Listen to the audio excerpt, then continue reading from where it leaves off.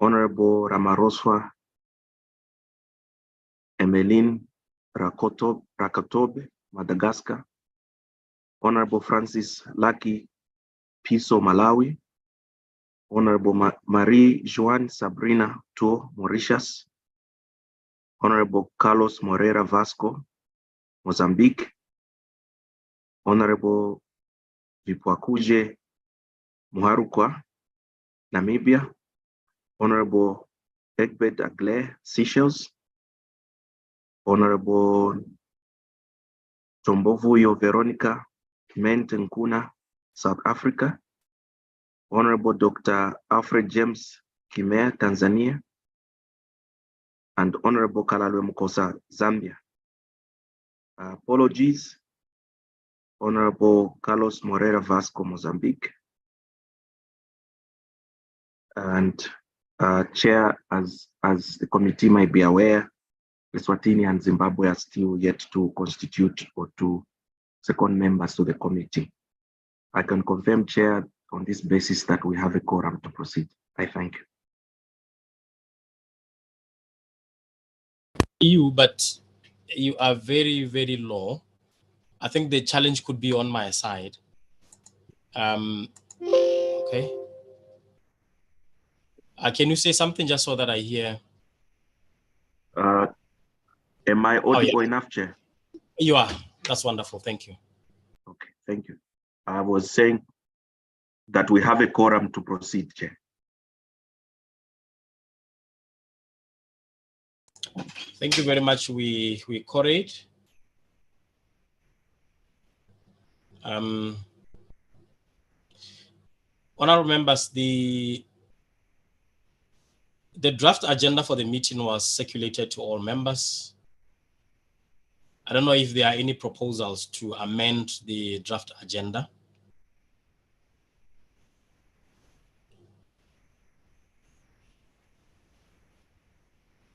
You can briefly look at the agenda. It's a 10 agenda item, starting with credentials and apologies, adoption of the agenda, welcome remarks, consideration of minutes, matters arising, briefing on citizen submissions to the committee, proceedings of the public hearing, deliberations by members, closing remarks, and briefing on the development by a consultant. That's the agenda on the screen. Are there any proposals, members?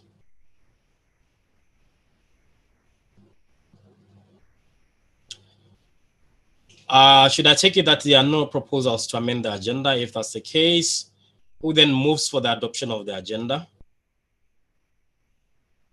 Can I request a member, one member, to move for the adoption of the agenda?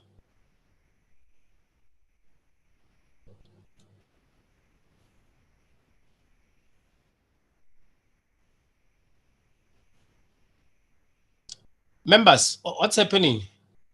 You are too quiet.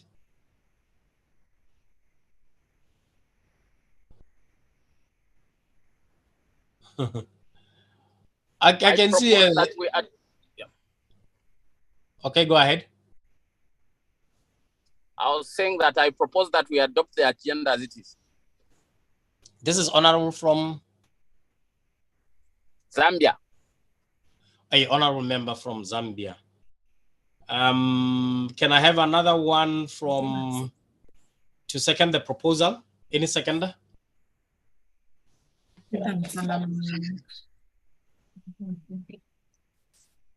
Pardon? J'appuie l'adoption du jour. Oh, thank you very much. This is a member from, is it from Angola?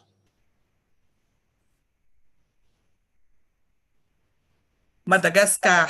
Oh, Madagascar, yes, Madagascar. Thank you so much. So the agenda is accordingly. Je vous en prie.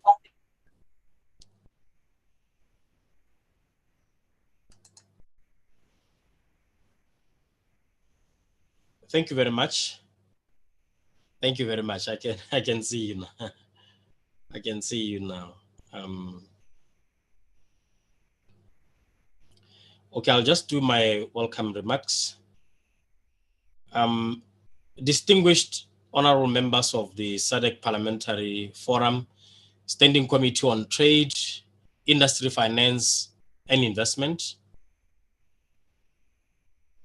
parliamentarians from SADC national parliaments, Your Excellency Ms. Boemo Sakoma, SADC PF Secretary General, SADC citizens from across the region, representatives of civil society organizations, representatives from partner organizations, SADC PF Secretariat and staff of SADC National Parliament, distinguished participants, ladies and gentlemen, good morning.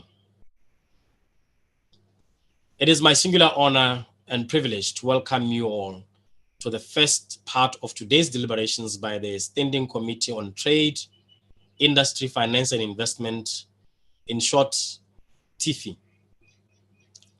The deliberations will be followed by a public hearing starting from 11 a.m.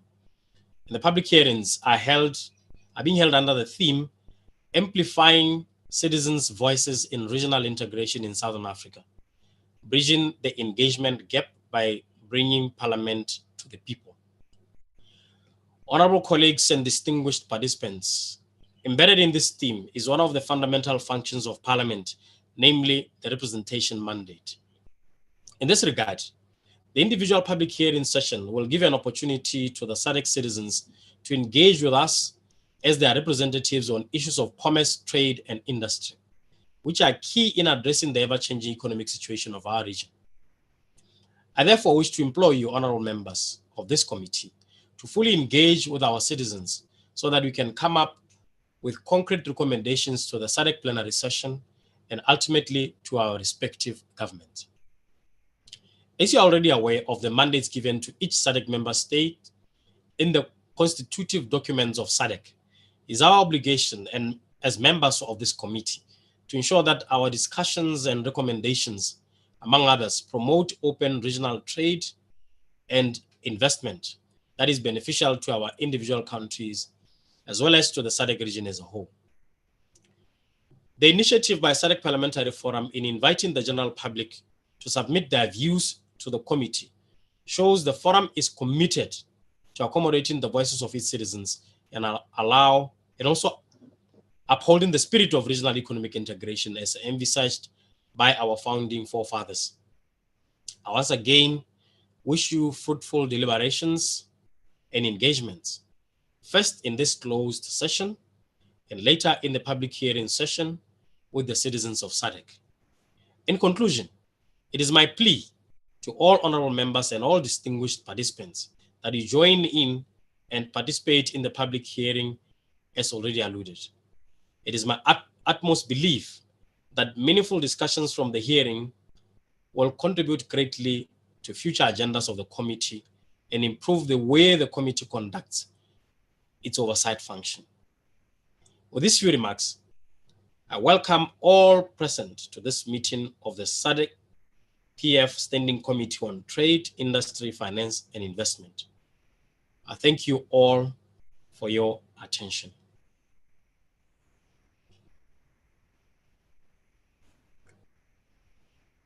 Honorable members will now go to item 4, which is consideration of minutes of the statutory meeting of the Standing Committee on Trade, Industry, Finance, and Investment held on the 9th May 2023 at Radisson Blu, Uar Tambo Hotel in Johannesburg, South Africa. Honorable members, we shall now consider the minutes to confirm if they are an accurate record of the meeting we held in Johannesburg. We will consider the minutes item by item to accommodate any variations in pages across the languages. I therefore invite you members to make corrections item by item. Let's go to the minutes. I hope we all have the minutes with the heading minutes of the meeting of the SADC Standing Committee on Trade, Industry, Finance and Investment, TIFI, held on Tuesday, 9th May 2023 under the theme Parliament's Role in Legislating for Strategic and Sensitive Assets, taking into account the security of the economy and the SADC citizens whilst encouraging direct investment.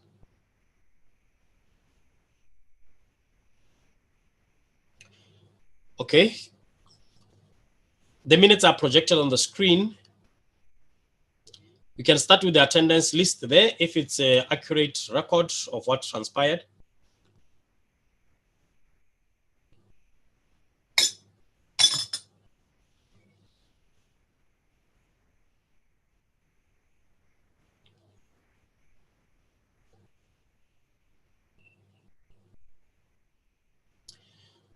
Okay, we can go to item 1, which is welcome remarks.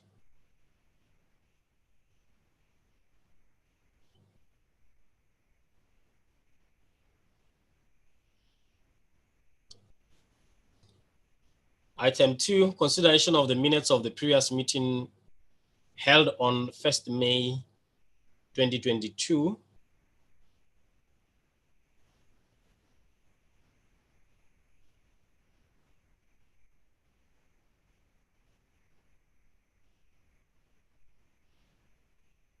Two point one there was the proposal by Mozambique to adopt, seconded by South Africa. Item 3, presentation by Mr. Pepukai Chivore, economist, on debt ceiling in SADC member states. Let us consider item 3 as a whole. Are there issues from item 3?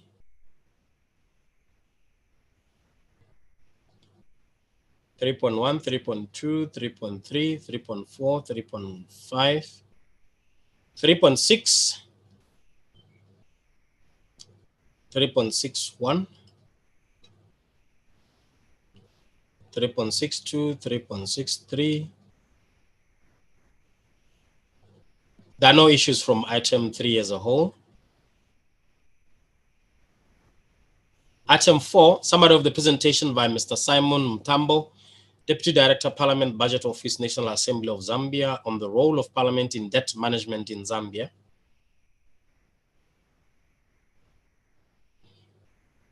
Any issues from item 4 as a whole? Okay, I'll take it that there are no issues from item 4. Item 5, deliberations and recommendations.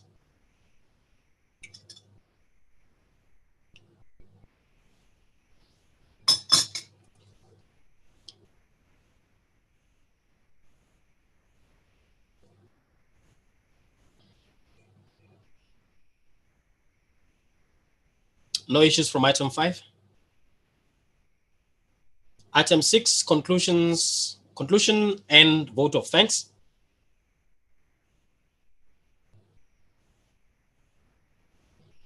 Any issues from item 6?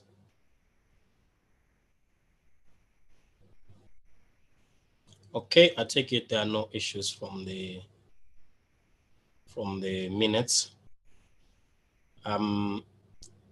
Who then moves for the adoption of the minutes? Can I invite any member to move for the adoption of the minutes? Any honorable member, do us the honor to, it has to be a member who was present, I must emphasize.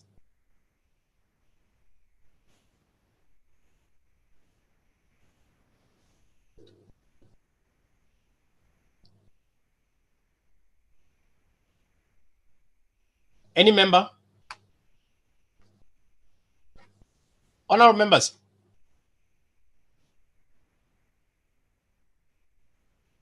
I take it that those who were present, is the Honorable Ruth Mendes here?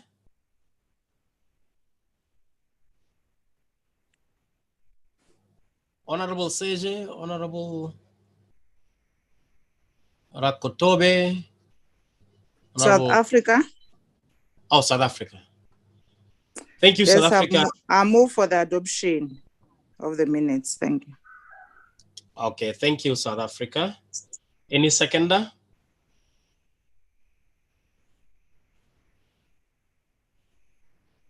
Any seconder?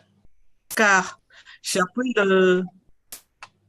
C'est Madagascar.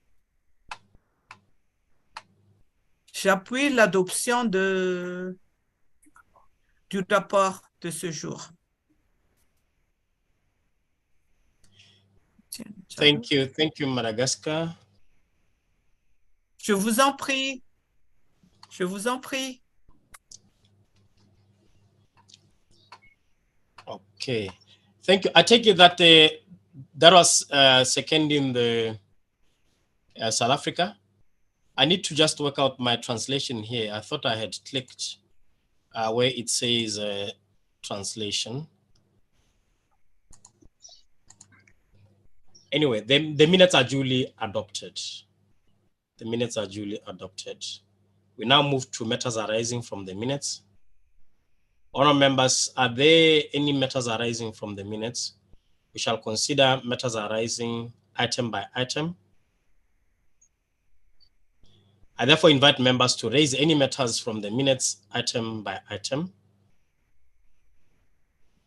Honorable Chair.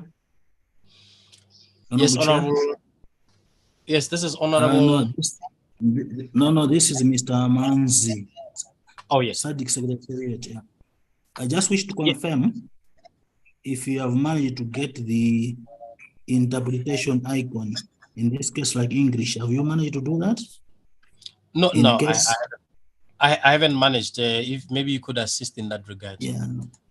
Our ICT, I think, if you go to the interpretation icon there, you click there. Once you click there, you find English, French. Oh, yes, I can see it here. Yes, so click on English so that I think you should not miss That's good. Yeah, that's fine. That's fine. It's done. Thank you. Thank you, Honorable Chair. Thank you. Thank you. Yeah. Matters arising from the minutes.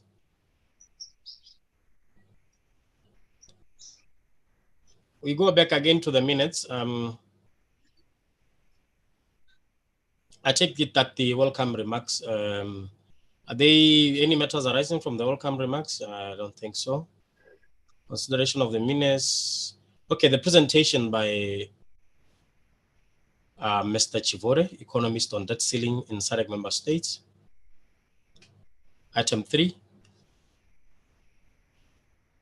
Any matters arising from item 3?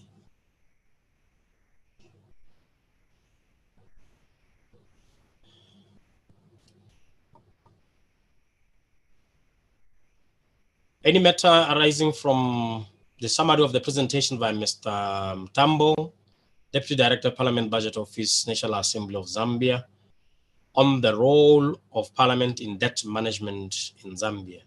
Item 4.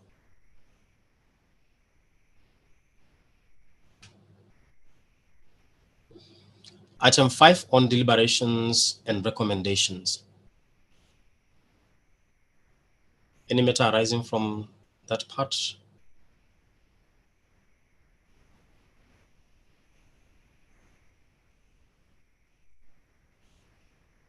Okay, item 6 on the conclusion and vote of thanks.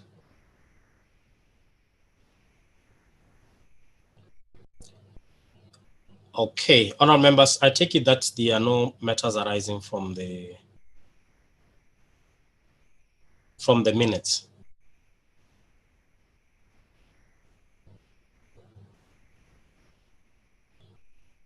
Okay, so that concludes our part on matters arising.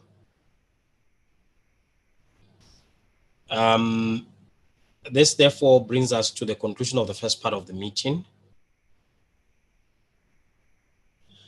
So, honourable members, we have concluded the first part of our business, and we will take a break and reconvene at exactly 11 o'clock when the public hearing will commence. So, honourable members, let me just make a plea that let us not go far. 11 o'clock is just here. It's just about an hour and 30 minutes away. So let us reconvene here at 11 o'clock when we resume our public hearing session. We adjourn for 1.5 hours, roughly, until we reconvene at 11. Thank you very much for your utmost cooperation and patience. We adjourn. Oh, all right, Chair. We'll see you at 11. Thank you. Thank you very much. Thanks. Bye.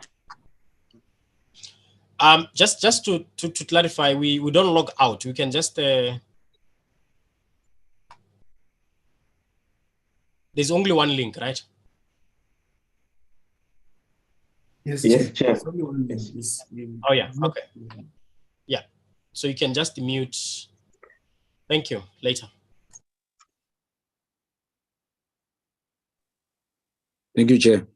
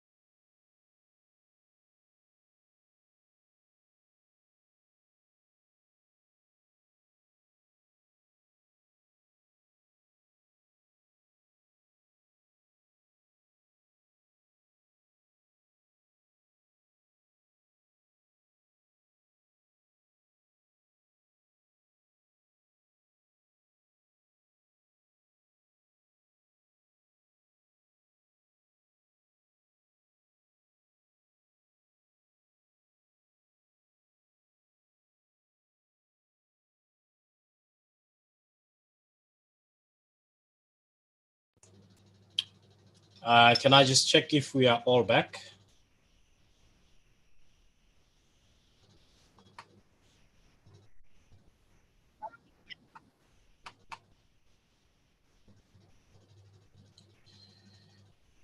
Thank you very much, honorable members, distinguished participants.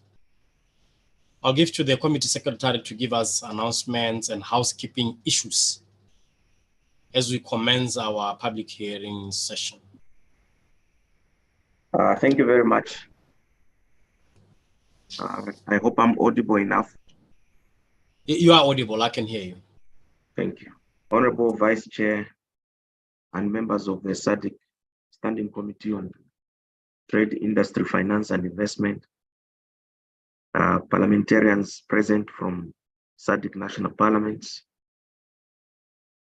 Ms. Boemo Sehoma, SADC PF Secretary General, SADC citizens from across the region, representatives of civil society organizations and from partner organizations, SADC PF Secretariat, staff and staff of SADC National Parliament, distinguished participants. I have the honor to welcome you to this public hearing session by the SADC PF Standing Committee on Trade, Industry, Finance and Investment, which is being held virtually on Zoom platform. At this point in time, I wish to make the following housekeeping announcements. Please follow closely so that we can have a fruitful interaction. The first one relates to use of our microphones. You are requested to keep your microphones on mute unless you are given the floor to speak by the moderator. Number two, with regard to interpretation, we are going to use the 3 official languages of SADC Parliamentary Forum, namely English, French, and Portuguese. So in order to select the correct or the appropriate language for yourself, you go on the interpretation icon just below your screen. You click and select your preferred language. Make sure that you mute the original audio. This meeting is being recorded as part of the journals of the Standing Committee in line with the SADC PF rules of procedure. Anyone who wishes to speak is requested to click the raise hand icon. Again, when you go below the screen, you will find an icon which is written reactions. When you click that one, it will give you the several options that you can use. Communicating with the chair. For any communication with the vice chairperson or moderator, please use the chat box. We will be following the communications there, and they will be conveyed appropriately. For a meeting of this nature, we have to have some level of etiquette. So for participants on video, make sure your camera is properly set, as the meeting is being live streamed on several platforms. All participants are requested to write their names in full. Those that are representing organizations should write the names of their organizations, and those attending in their individual capacity should write their names and their country. At this juncture, I will now invite Mr. Gerard Kampani from Malawi, our moderator, to take over the moderation of the meeting. I thank you very much. Thank you very much, Mr. Zulu. I am Gerard Company from Parliament of Malawi. It is with utmost pleasure and honor to serve as your moderator during the public hearing proceedings for the TIFI committee. My hearty appreciation goes to citizens for honoring the invitation by SADC-PF to make written submissions and to attend the public hearing session. I'm deeply delighted and honored to be your moderator for the public hearing proceedings of the TIFI committee. I extend my deepest gratitude to all the citizens who have positively responded to the invitation by SADC-PF, both through their written submissions and by participating in the public hearing session. At this moment, I would like to invite the Vice Chairperson of the TIFI committee, Honorable Itapero Kerapetse, to address the audience and introduce the committee members to our esteemed citizens. Over to you, Honorable Vice Chairperson. Thank you. Thank you, Gerald. I'm deeply honored in my capacity as Vice Chair of the TIFI to extend my warm welcome to SADC citizens on this very important occasion of the 2023 public hearing session for the TIFI committee. And before I deliver my remarks, I would like to invite the committee members to introduce themselves to the citizens. We can go, I don't know if we are able in alphabetical order, starting with Angola.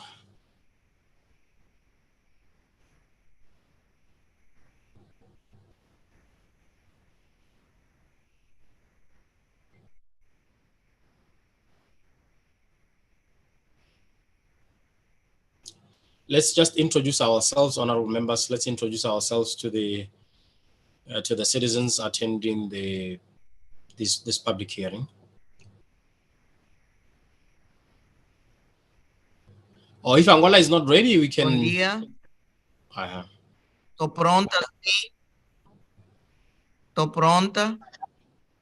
Bom dia, eu chamo-me Guto Mendes, sou membro da Comissão de Comércio, Indústria, Finanças e Investimento. Estou a participar nesta secção.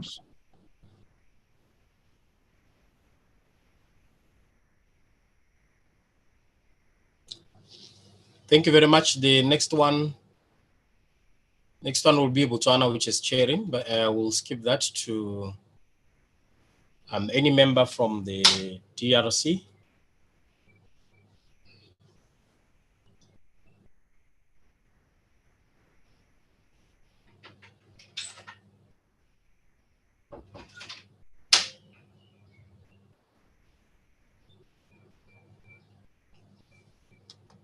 No member from DRC. Okay.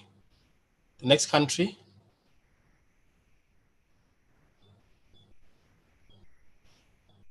I believe would be Eswatini.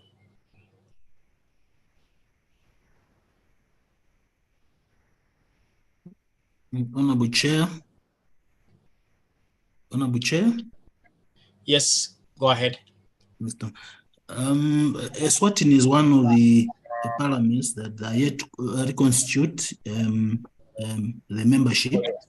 Okay. Zimbabwe too, I think, as reported earlier. Okay. Secondly, Honorable Chair, since in the morning the element of quorum was actually confirmed on the basis of the countries that have registered. Oh yes, okay. It would be helpful for the committee to proceed with the proceedings with that assumption, because some members, I'm sure, maybe they may have missed the joining the meeting at 11 o'clock because maybe they are a bit doing a few other things. So our pleas, perhaps, if you could proceed with the meeting following the confirmation of the quorum as announced in the morning, then the members, as they will be joining, then I think you join the proceedings. That's our suggestion, Honorable Chair. Yeah. Thank you for the suggestion. What we wanted to do now was just for the honorable members to introduce themselves to the citizens attending the public hearing. Members who are present, can you introduce yourselves? There was a member from Angola who introduced themselves. I think let's proceed that way. So we have members who are present to introduce themselves. Honourable members. Honourable members, good morning. Good morning. My name is Pinky Manamulela, doctor from Lesotho. I'm a member of parliament of the government of Lesotho, the Kingdom of the Lesotho. Let me first thank Honourable Chair. I'm actually supposed to be chairing this meeting, but due to unavoidable or challenging situation, I was not able to. I have been in and out of this very meeting this morning, and I wish to apologize again, once again, for leaving the meeting later this afternoon. Once again, thank you, honorable members. Thank you, honorable chair, for taking over this responsibility. Thank you.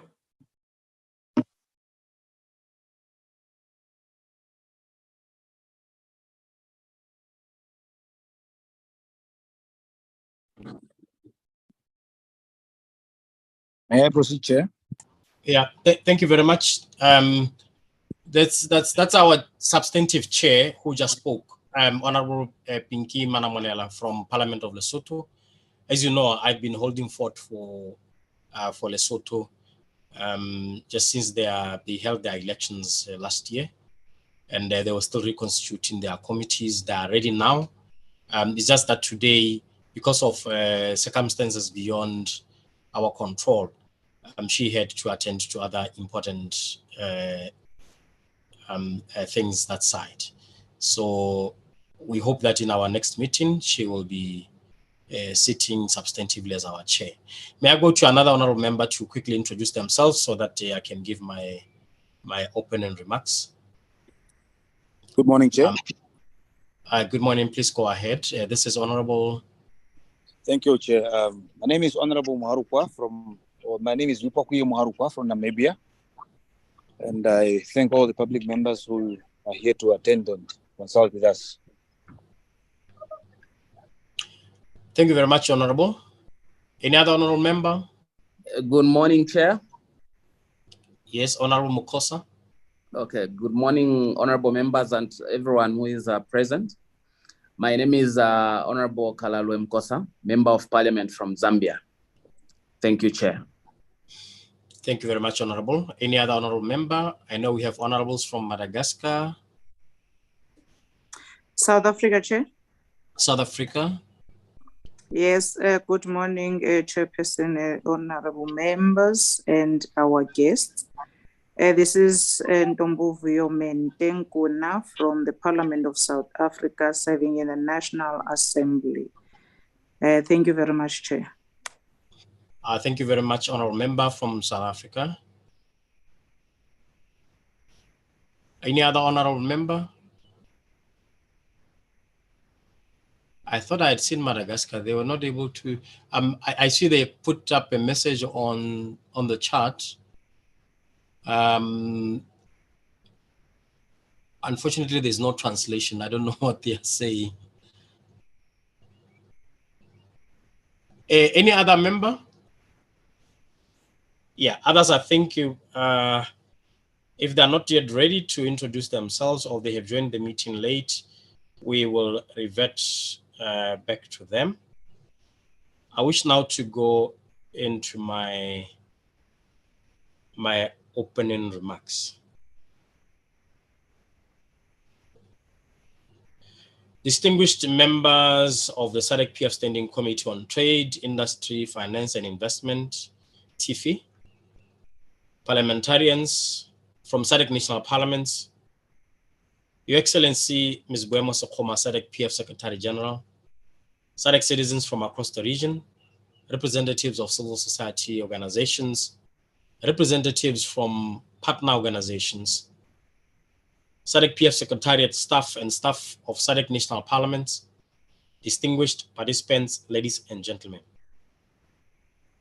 I'm delighted to give my official opening remarks on this momentous occasion of the public hearing session under the auspices of the SADC Parliamentary Forum, under the theme, Amplifying Citizens' Voices and Regional Integration in Southern Africa, Bridging the Engagement Gap by Bringing Parliament to the People. As some of you are aware, this is the second time that the SADC PF has organized and hosted a public hearing, having done so for the first time in 2022. The public hearing session today seeks to enhance citizens' participation in regional governance by creating a platform where the citizens can present their different socio-economic issues to the decision makers, you honorable members.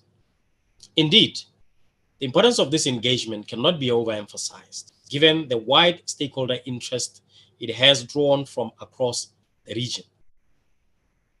The public hearing we're about to engage in with the SADC PF Standing Committee on Trade, Industry, Finance and Investment has attracted some very interesting topics, which I believe will stimulate important discourse on the day-to-day issues of bread and butter, and how as parliamentarians, we can use our unique mandate to address some of these issues. It should be noted, distinguished participants, that although the COVID-19 pandemic has subsided in terms of infections, its effects on our economies are still being felt. The pandemic has left our SADC citizens without jobs, without food and meaningful livelihoods for meaningful survival. As a collective leadership of the region, we must put our heads together to find solutions to these challenges that our people continue to face. In addition to the post-COVID-19 economic challenges, most of our countries are in deep waters regarding their debt situation.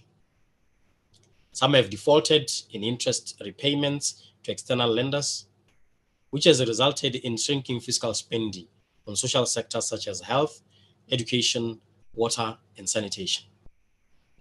This state of affairs has brought untold misery and vulnerability on our poor citizens, especially women and children. The increasing poverty levels in the region need to be addressed now. There is urgent need, therefore, for the leadership of the region to find homegrown solutions to the poverty situation. Further, SADC member states have been continuously grappling with prudent management of the limited financial resources. Reports of the supreme audit institutions across the region indicate that public financial management is a huge problem, in that the little resources at the disposal of the country are misappropriated, mismanaged, or outrightly embezzled through corruption in the public sector.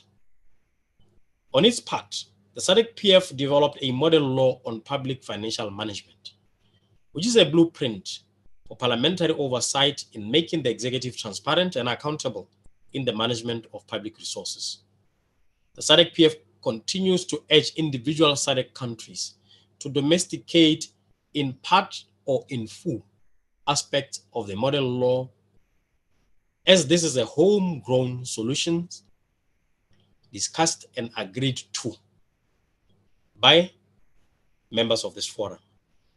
Before I conclude my remarks, let me remind each one of us that the SADC region is well endowed with a vast array of natural resources, including good weather conditions and a youthful labor force. We need to harness this potential and comparative advantage by unlocking some of the bottlenecks and rigidness embedded in our laws and systems that work against open and free commerce and trade amongst us. Our citizens, especially the unemployed youth, need to be facilitated in terms of free movement from one SADC country to another in furtherance of trade and investment. The public hearing today, therefore, gives us an opportunity to explore ways and means of addressing some of the challenges we face as a region. As parliamentarians, we stand ready to receive submissions and recommendations from stakeholders, which we shall use in our legislative, representative, oversight, and budgetary functions to foster progressive and concrete ideas to improve our economies. Honorable members, distinguished participants, it is my sincere hope that you have acquainted yourselves to some of the topical issues which will be submitted today. No doubt, these speak to the many challenges which affect the SADC region and the possible solutions to those challenges. In this regard, may I urge everyone to be fully engaged in the process so that together we can come up with the much desired homegrown solutions to the many socio-economic challenges that affect our people. With these few remarks, it is now my singular honor and privilege to declare the public hearings officially opened. I thank you most profusely for your attention. I'll now hand over to the moderator to take us. Thank you very much.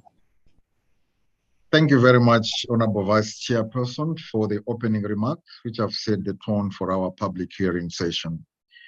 Honorable members and the citizens, I now invite the SADC Secretariat to give us a sector update briefing. And the presentation is coming from Mr. Mario Lionel. Over to you, sir.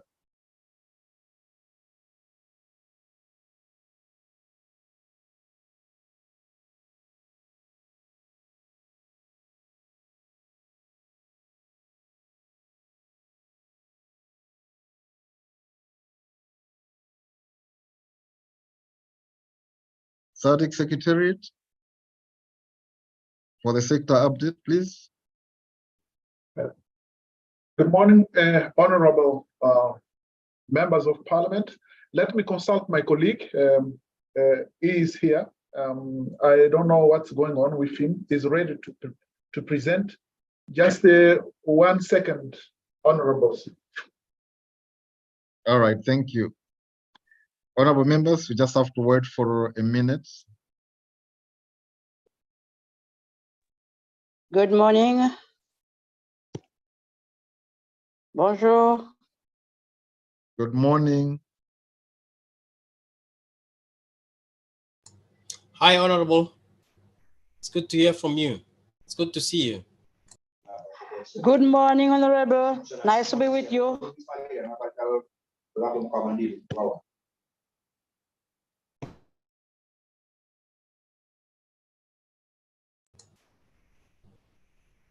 Honorable members, as we wait for the SADC Secretariat, let me just quickly take you through our program for today. We have 10 submissions for today, and between now and lunch break, we have 6 submissions. Our first submission will be, how can cross-border trading within SADC be streamlined to promote economic integration and the growth of small-scale and informal businesses? That will be our first submission for the day. So let's hear from our colleagues from SADC Secretariat, if they are ready. For the sector update. Honorable members, my name is Reynald Mendiat.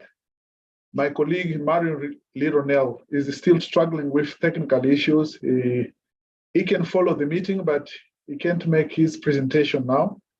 So we are proposing maybe if I can be given the floor to talk a bit while he's solving his own problem. So I'm the presenter number 2. My name is Reynald Mendiat. So I submit. Honorable Vice Chair, how do we proceed?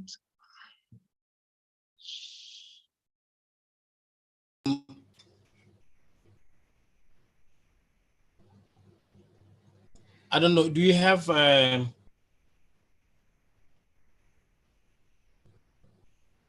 we don't have the SADC Secretariat to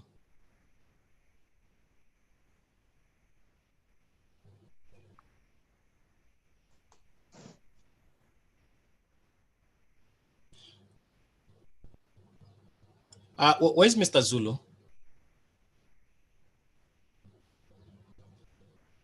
Is he here?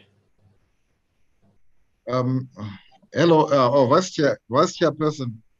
Yes. From the SADC Secretariat, we have 3 presentations, and we hear the first presenter has challenges with connection. So Mr. Mandieta is suggesting that he is the second presenter. Can he come in now as we wait for the first presenter? I think so. It will save us That's what time. he's suggesting.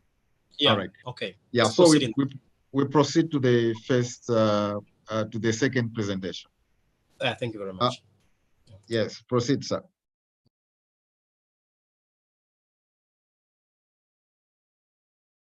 Yeah, thank you very much, honorables. Once again, good morning or good afternoon. My name is Reinald Mendiat. I'm Program Officer, Multilateral Trade. Basically, what I'm going to do is to raise some points for discussion by the parliamentarians so that we can generate a discussion instead of giving like a full presentation. I don't think that's the intention. It's more to highlight some of the issues that are going on in relation to the regional integration as well as continental integration. So I've selected the topic in relation to the AFCFTA, but also later when we can link with the SADC protocols on trade and also SADC protocol on trade in services in general.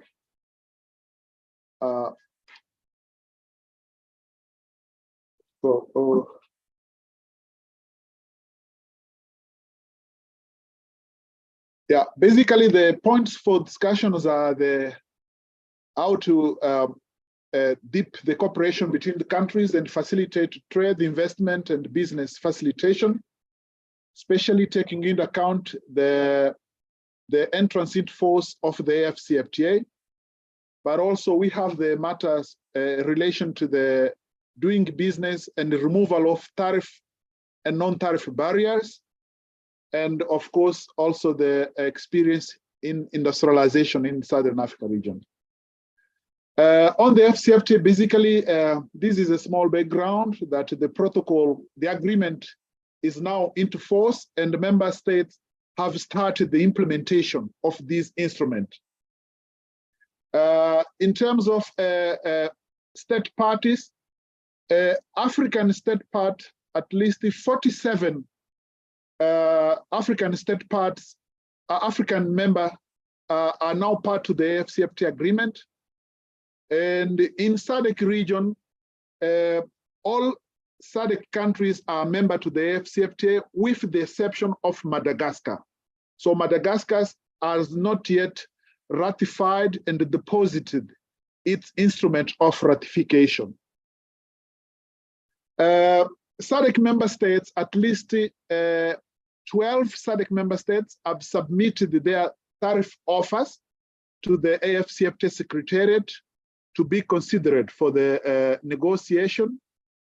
And in relation to the trade in services, 15 SADC member states have submitted their schedule of specific commitments, and specifically under trade in services, the negotiation are still ongoing.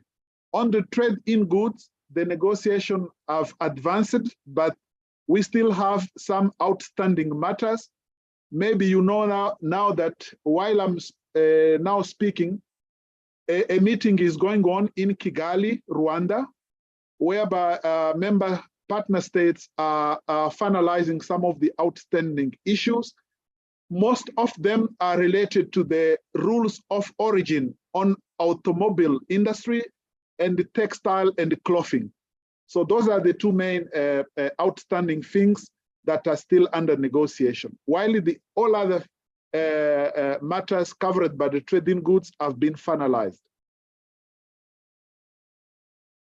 Let me maybe go to the challenges as a SADC, as a region. So honorable members of parliament also can look to some of those challenges and can engage the respective member states, private sector, and other stakeholders. One of the challenges in relation to the AFCFTA at the SADC level is limited understanding in relation to the status of some of the fee component by the AFCFTA. So this includes understanding what will be the opportunities and the risks for the private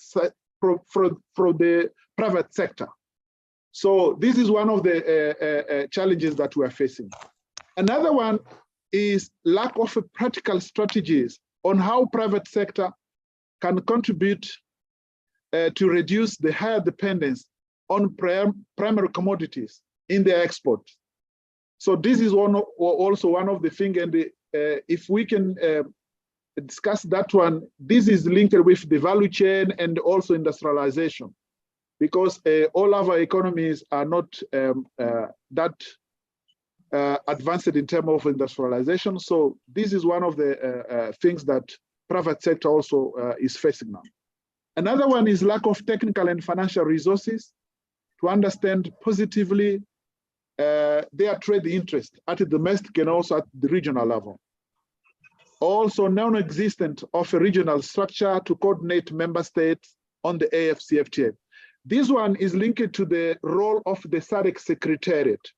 If you go to the SADC Secretariat, and also if you look to the protocol on trade and the protocol on trading service, above all the protocols in SADC, they are silent in relation to the mandate given to the Secretariat to coordinate AFCFTA or any other continental matter.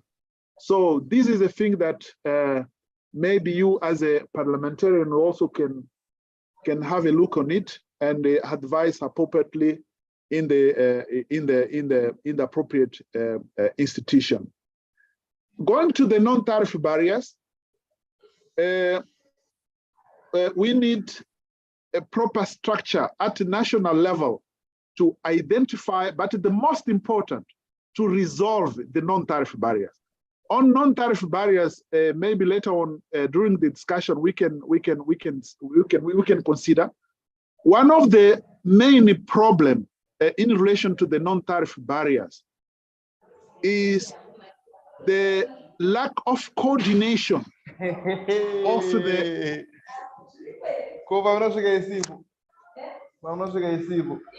lack of coordination of the structure dealing with trade and the customers between SADC member states. You can find the two SADC member states which are neighbor. They implement very and sometimes conflicting policies in relation to the customs procedures, transit facilities at the border, and technical and sanitary barriers, policies. So transport and the corridor facilitation, roadblock, so migration. So there are a lot of things that can be put under the non-tariff barriers.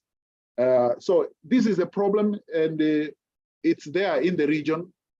We are trying to solve, but seems to still to be there. And let's finalize by talking a bit on what SADC Secretariat is doing to engage SADC member states to take advantages from the AFCFTA. Because by taking advantages of the AFCFTA agreement, also you will realize the objectives of the SADC protocols on trade. One is we as a Secretariat, we are facilitating the establishment of a SADC regional coordination forum. So this coordination forum will work at the technical level, but also will go up to the ministerial level. So basically, we want to bring, during the meeting of the ministers of trade, when they are discussing their SADC issues, we want also to take advantage of that meeting to bring along the AFCFTA issues to discuss. As I said previously, we don't have like a formal body, so we will use the body that we already have for the SADC trade arrangement. Another activities that SADC Secretariat also is doing is to engage private sector through the SADC Business Council. Through the SADC Business Council to sensitize the private sector and also to support member states to come up with their national implementation committees, AFCFTA national implementation committees. So that committee in each member state will basically do 2-3 things.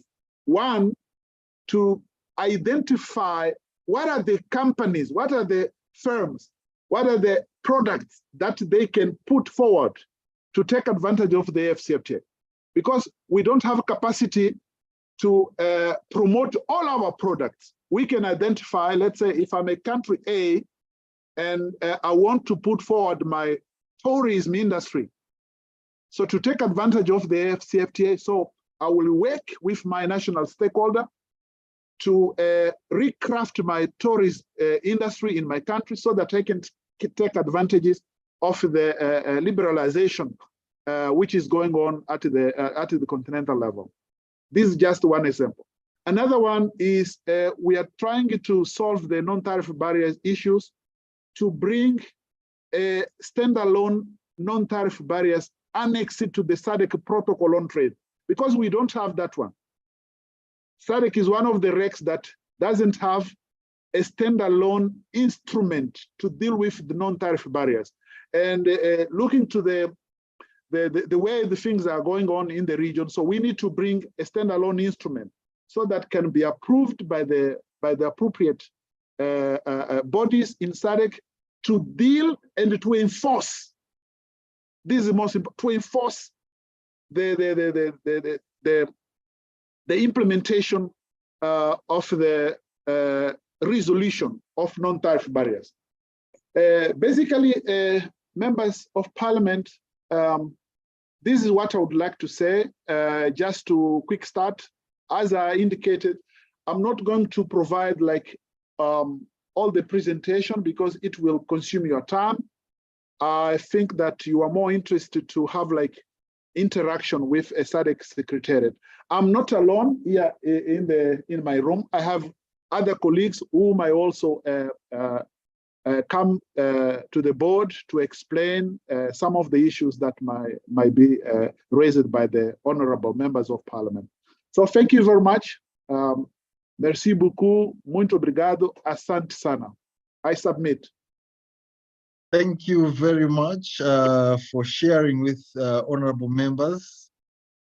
That's very important information that you've given about the African Continental Free Trade Area, AFCFTA agreement.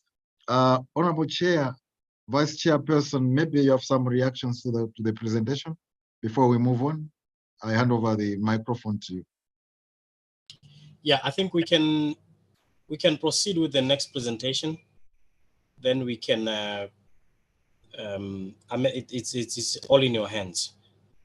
I think let's go that way. Thank you very much. Let me invite Ms. Moteba Beng, Program Officer of Trades, for the next presentation before we come back to the very first presentation. Over to you.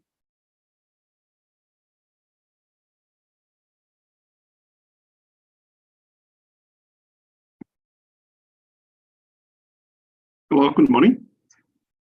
Hello, good morning. Good morning. Can you hear me?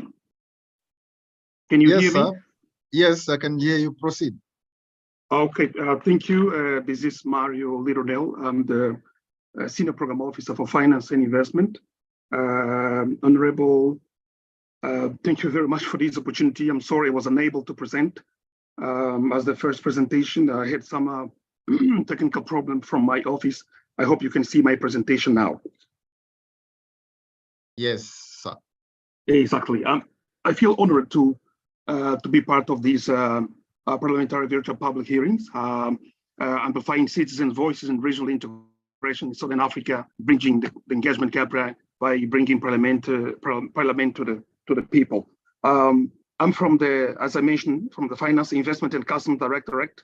The mandate of our directorate is to facilitate trade and financial liberalization, as well as to create an enabling environment for investment to the region. I would like also, because this is a public hearing, let me just bring a perspective of the SADC Vision 2050. So the foundation of the vision is more related to peace, security, and good governance. And we've got the three main pillars under the SADC Vision 2050, industrial development and market integration as number one, infrastructure development in support of industrialization and regional integration, social and human capital development in support of industrialization and regional integration. This vision is very much concerned with the cross-cutting issues like gender, youth, climate change, and urbanization. But the ultimate goal is to have a peaceful, inclusive middle to high income industrialization region where all citizens and member states enjoy sustainable economic well-being, justice, and freedom. Well, finance, investment, and customs are within the pillar number one of the RISDIP 2023. I'm going to elaborate a little bit more, or to narrow it down just to the pillar number one, industrial development and market integration under the RISDIP 2030. So we've got 6 strategic objectives. Number one is to industrialize the regional economy that is based on a competitive and facilitate environment. The second, transform the agriculture sector that practices sustainable management of environment and its natural resources. Strategic number 3, an interconnected, integrated, and competitive blue, green, and circular economies. Strategic number 4, a deepened regional market integration, which is connected intercontinental and global market, as my colleague Rinaldo has mentioned. And then number 5, deepened financial market integration, monetary cooperation, and investment. The last one, enhanced macroeconomic stability and convergence. Actually, under finance and investment, we fall within the strategic number 5 and number 6, which is related to the financial market integration, monetary cooperation, and investment, as well as macroeconomic stability and convergence. As you know, our Bible is the protocol on finance and investment. The protocol of SADC in this respect seeks to foster harmonization on financial and investment policies of the member state in order that they are consistent with the objective of SADC and ensure that any change to financial and investment policy does not create unnecessary spillover to other member states. So we've got this protocol provides for 13 annexes on investment, macroeconomic convergence, taxation issues, exchange control policy, a legal framework, payment system, cooperation on ICT central banks, banking regulation supervision, development of financial institution, non-bank financial institution, stock exchange, money laundering, and financial markets. So very recently, the SADC Secretariat is conducted a review of the protocol on finance and investment. And now I would like to share with you the recommendation arising from the assessment of the implementation and relevance of the SADC protocol on finance and investment on the terms of the new demand of industrialization and deeper regional integration. One of the recommendations was that the reviewed the revision of the content of the FIP must be compatible with the current and emerging context within which it will be implemented. And that the SADC Secretariat should continue to support various regional structures that have facilitated the implementation of the FIP. The FIP stands for the Protocol on Finance and Investment, and that the revision of the FIP, a possible revision of the FIP, should consider whether the amendments and addition to the protocol since 2011 are really implementable within the context of SADC existing capacities. And number 4 is that there is a need to enhance the effective domestication of regional frameworks, including the harmonization of macroeconomic convergence targets. And there are also a recommendation related to the capacity building that should be undertaken at the national level, should take into consideration the institutional rather than individual. And also the recommendation brings the issue of monitoring and evaluation to say that the monitoring and evaluation functions of the FIP should be strengthened to ensure that adequate monitoring and reporting are in place, and also for the need of having a robust compliance mechanism where member states should align their plans with the regional plans, and that SADC should also align its regional targets with the continental ones. And also the review this time brings a roadmap, a comprehensive roadmap with clear milestones, which start from January 23. A revision of the FIP should incorporate recommendation from the review that was done. And the design and implementation of the issue related to the monitoring and evaluation system should reflect the result of the review, like the impact indicator aligned to objectives of the FIP, context and automation, digitalization, capacity and ownership issues. And also that member states should be encouraged to align national development indicator to regional targets. And development of partnership frameworks with the private sector and the investment cooperating partner at national and regional level is very critical for the implementation of the FIP. The undertaking of study to expand the mandate of macroeconomic convergence peer review mechanism and panel to cover annex of the FIP, because currently they don't include the various annex which I mentioned before.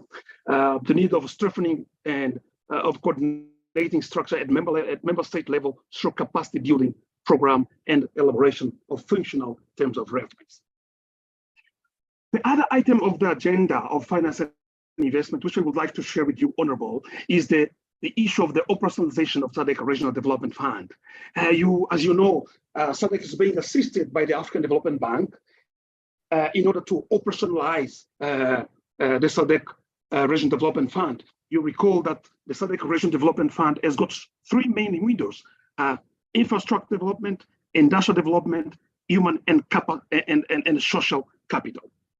So one of the phases that we are now working on is to develop a discussion paper which outlines the options, including recommendation for the appropriate structure of the SADC Regional Development Fund that can take to achieve the objectives of the developing and financing regional infrastructure project. Honorable, SADC region is the only region that has no, let's say, a development finance institution, a regional institution. We have got an example of COMESA and ECOWAS that have got their FDI, but the region does not have. So it's very important that when the discussion paper is in place and is developed, that member state accept such a paper, ratify it, and adopt the fund structure that can be operational. You will recall also that only 9 member states so far have signed such a regional development fund agreement, and only 1 member state is submitted instrument of ratification, that is Angola. And then the other phase is the resource mobilization phase. This phase entails resource mobilization to capitalize the regional development fund. Shareholding of SADC may, in addition to contribution from member state of SADC, includes shares of DFIs and commercial bank, including individuals in the region as well, as according to their wealth. And also, we are currently preparing ourselves to convene a senior treasury official meeting that will discuss this FDB discussion paper in order that they can be submitted then to the Minister of Finance and Investment for a final decision. We have got some program which we are implementing currently that support the RISDP 2020-2030. We've got the support to improving the investment in the business environment in SADC that I will explore a little bit further when I finish this component of the programs. We have the trade facilitation program as well, but I need also to inform that those programs are supported by ICPs. For instance, the first program is supported by the European Union and is implemented together with SADC. The second program, the trade facilitation, is also supported by the European Union with SADC. And the third program, the sustainable financing of regional infrastructure, an industrial project is implemented in cooperation with the African Development Bank, which is giving us not only funding, but also the know-how to help us to develop the SADC Regional Development Fund, the development of regional value chains in selected mining sector, and also the development of a priority project from SADC Regional Infrastructure Development Master Plan. And lastly, we have the macroeconomic stability and the financial integration in SADC. That main objective is to assist the region in enhancing its financial integration and monetary cooperation. This initiative is supported by the African Development Bank.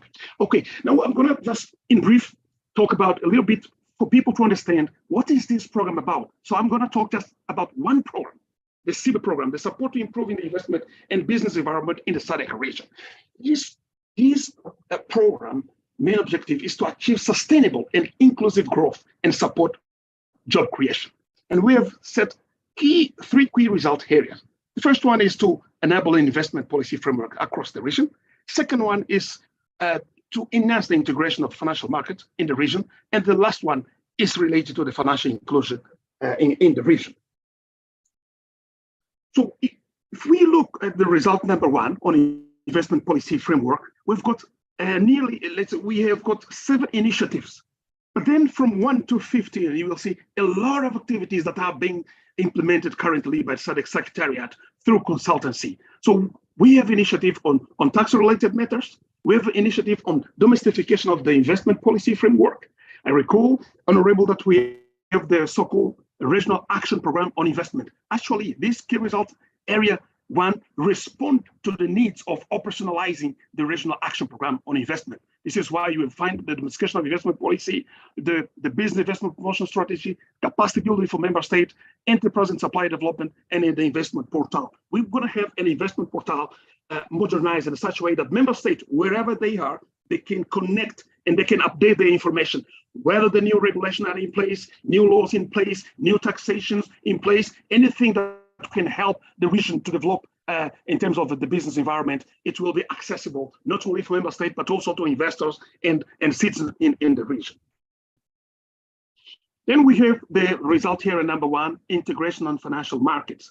This component helps very much to harmonize the non-banking financial sector laws and regulation. You'll see that from 1 to 8, we've got a lot of initiative, capacity building in access green finance, capacity building on regulator on financial literacy of SMEs, train member states on financial technology, crypto asset, digital ledger technology and cybersecurity, build capacity member state on anti-money laundering, financial terrorism structure in member state, and feasibility started to develop a regional agriculture commodity derivative market because it's important so that the stock market can be also useful for those who are involved in agriculture, and support capacity building of non-bank financial institutions to respond to industrial needs of the region, as well as the need to review the structure and rules of microfinance institutions. And lastly, the implementation of SADC RTGS renewal program. Now, under this key result number 2, we'll just provide you with what kind of assistance the SADC Secretariat is providing for the central bank.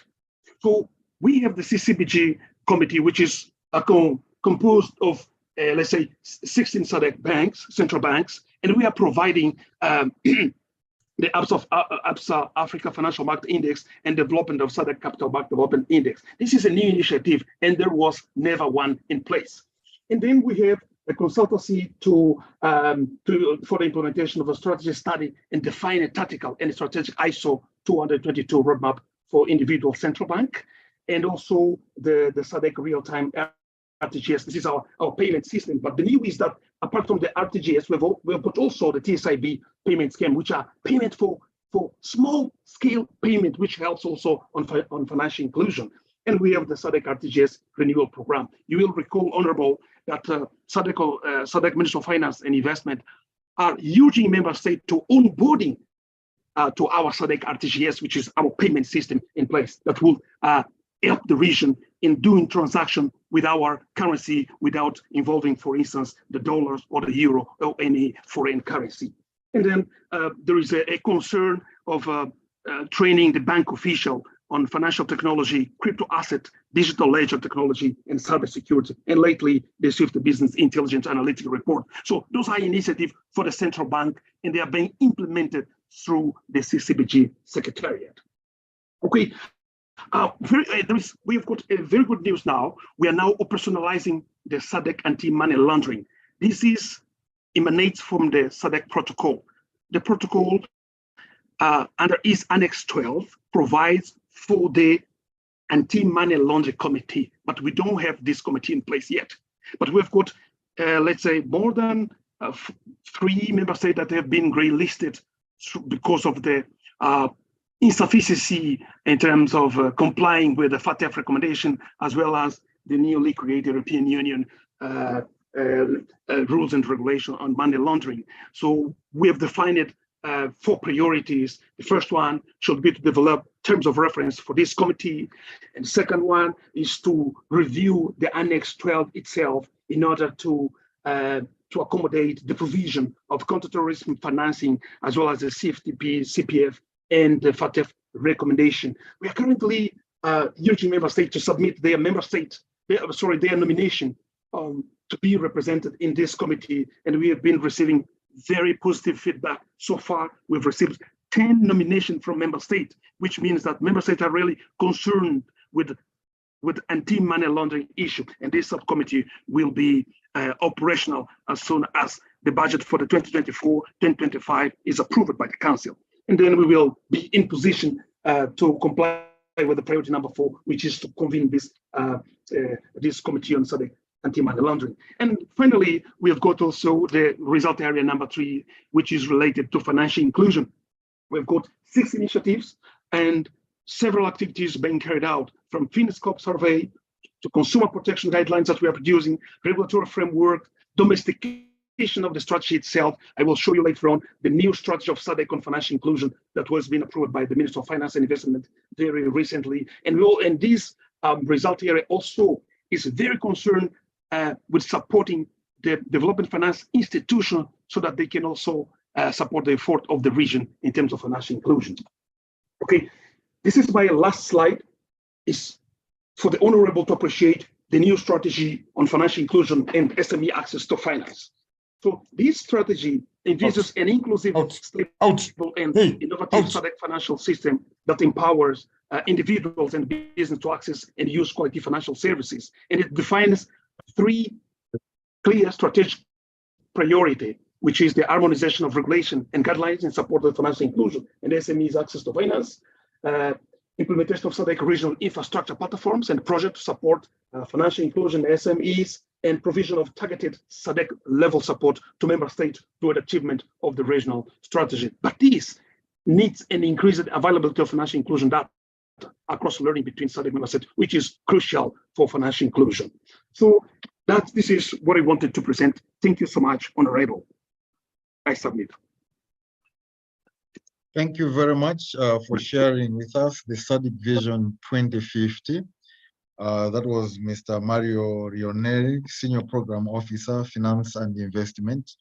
We move on to the 3rd presentation, and this is from Moteba Malibeng, Program Officer, Regional Trade.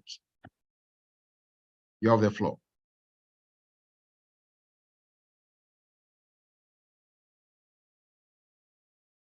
Morning. Hello, Sadiq.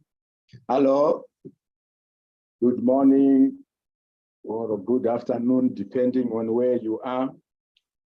Instead of a presentation by Moteba, this is Gladmore Mamare, Program Officer responsible for competition policy. Our colleague Moteba could not make it, but what I want to do is just to complement the presentation which was made by my colleague, Rinaldo. I want to talk briefly about a trade-related aspect or measures in the area of competition policy.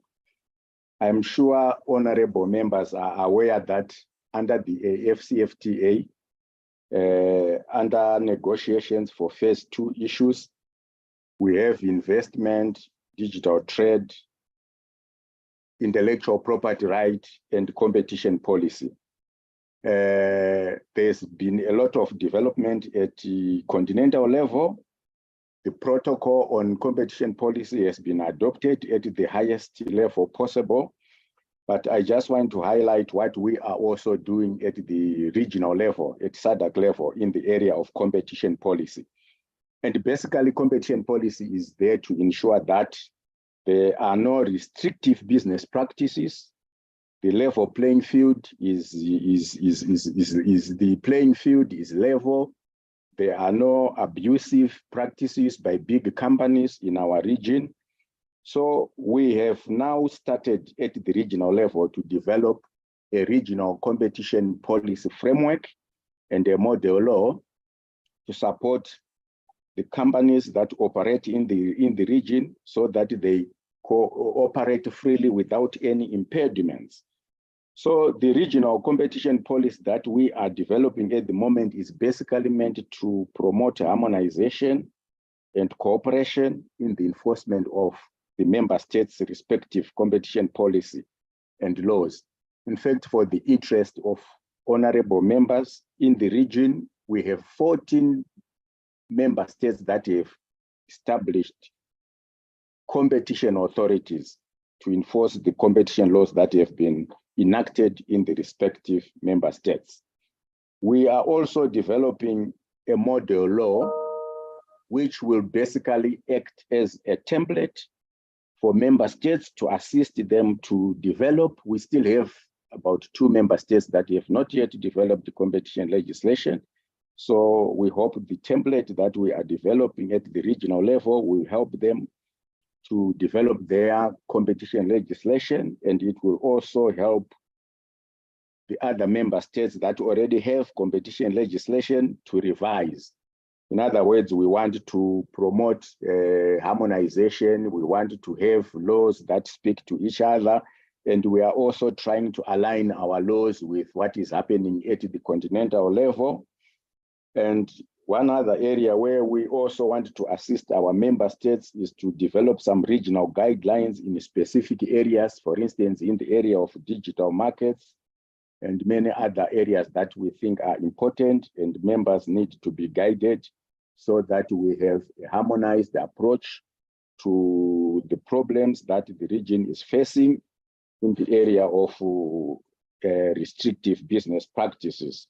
So I just wanted to use this moment that was allocated to our colleague Montego to share with honorable members on what is happening in the area of competition policy. I submit. Thank you. Thank you very much for coming in. Honorable members and the citizens, we've had 3 presentations from SADC Secretariat on sector updates. May I now request the chair if there are some reactions to the presentation before we move on?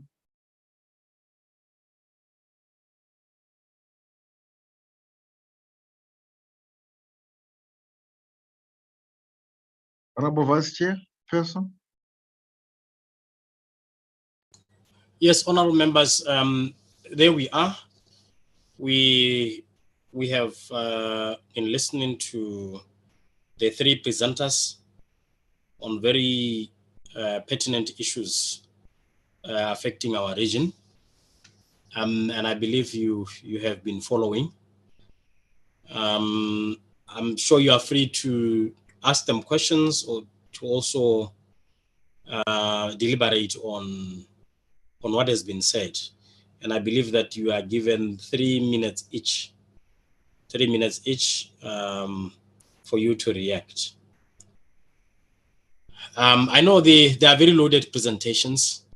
Maybe let me start off by thanking the presenters.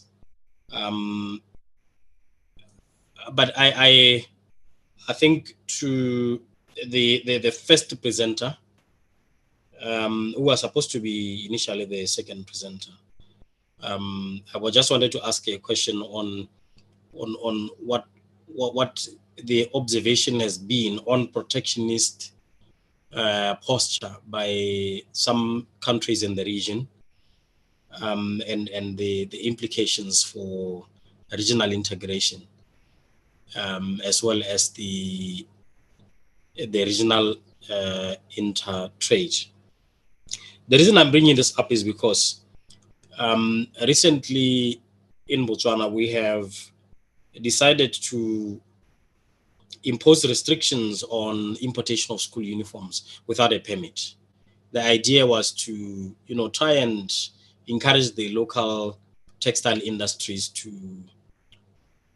to produce and to sell domestically, without being, deluged by imports, mainly from South Africa. The other example was that of importation of institution of restrictions on importation of vegetables, again without a permit. The idea was to encourage local production, basically. And there have been some fears of possible reciprocity from the region, mainly South Africa. It hasn't gone there yet, but I think it may have to be something to be discussed. I think the second question, which can be answered by any one of them, is basically the SACU. We have the trade area SACU, which primary aim is to maintain the free interchange of goods between South Africa, Botswana, Namibia, Eswatini, I think Lesotho. It provides for a common external tariff. And in addition to the common external tariff, the agreement of the 1969 provides for a common excise tariff for all its members. And I've just been wondering, looking at the SADC vision, in terms of what the implication of the existence of this the trade area is or will be in the region. I hope my questions are clear. The last one being on competition policy for SADC. I wish we could discuss this one extensively, because I think because our issue really as representatives of the people is that everything really should work for the people, and we see that the role of unfair competition, how it has dealt a big blow to informal sector, to SMMEs, in terms of elbowing them out of the market. We have oligopolies, we have monopolies, we have cartels basically controlling. For instance, you look at the poultry industry, the pork industry, the chicken industry, the automobile industry, and so on and so forth. So I think it's a matter that really will be of interest to not only MPs, but also to the citizens, to say what they see, what they think ought to be done. I think let me stop here and allow other members to, because I thought I should start whilst they are still digesting the presentations and thinking about how to react. Thank you, moderator. I hope there will be reactions from the members. Thank you, Vice Chairperson.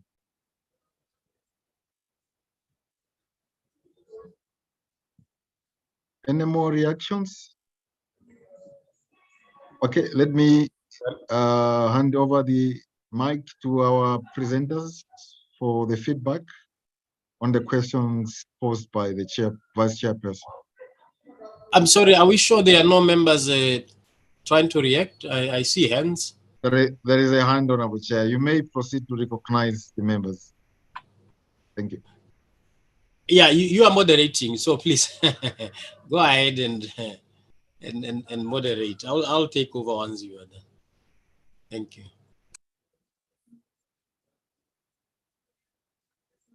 Honorable, you have the floor.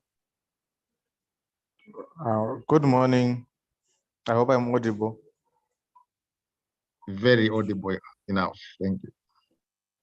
Okay, thank you very much. My question mostly is on how is SADC trying to incorporate the youth, especially with this in the new age, because us as the youth, we are facing mostly the we are facing mostly rejection and also protectionism, as the chair already alluded to. Like there are monopoly power, and we also fail to trade with other countries like the SACU. We will be like marginalized, and we won't be able to fully implement our ideas, and also have proper funding. So I don't know if there is any plan or outline about inclusivity of the youth. Thank you. You're welcome. Let me have another hand before I hand over the mic to the presenters. Thank you very much, honorable members of parliament.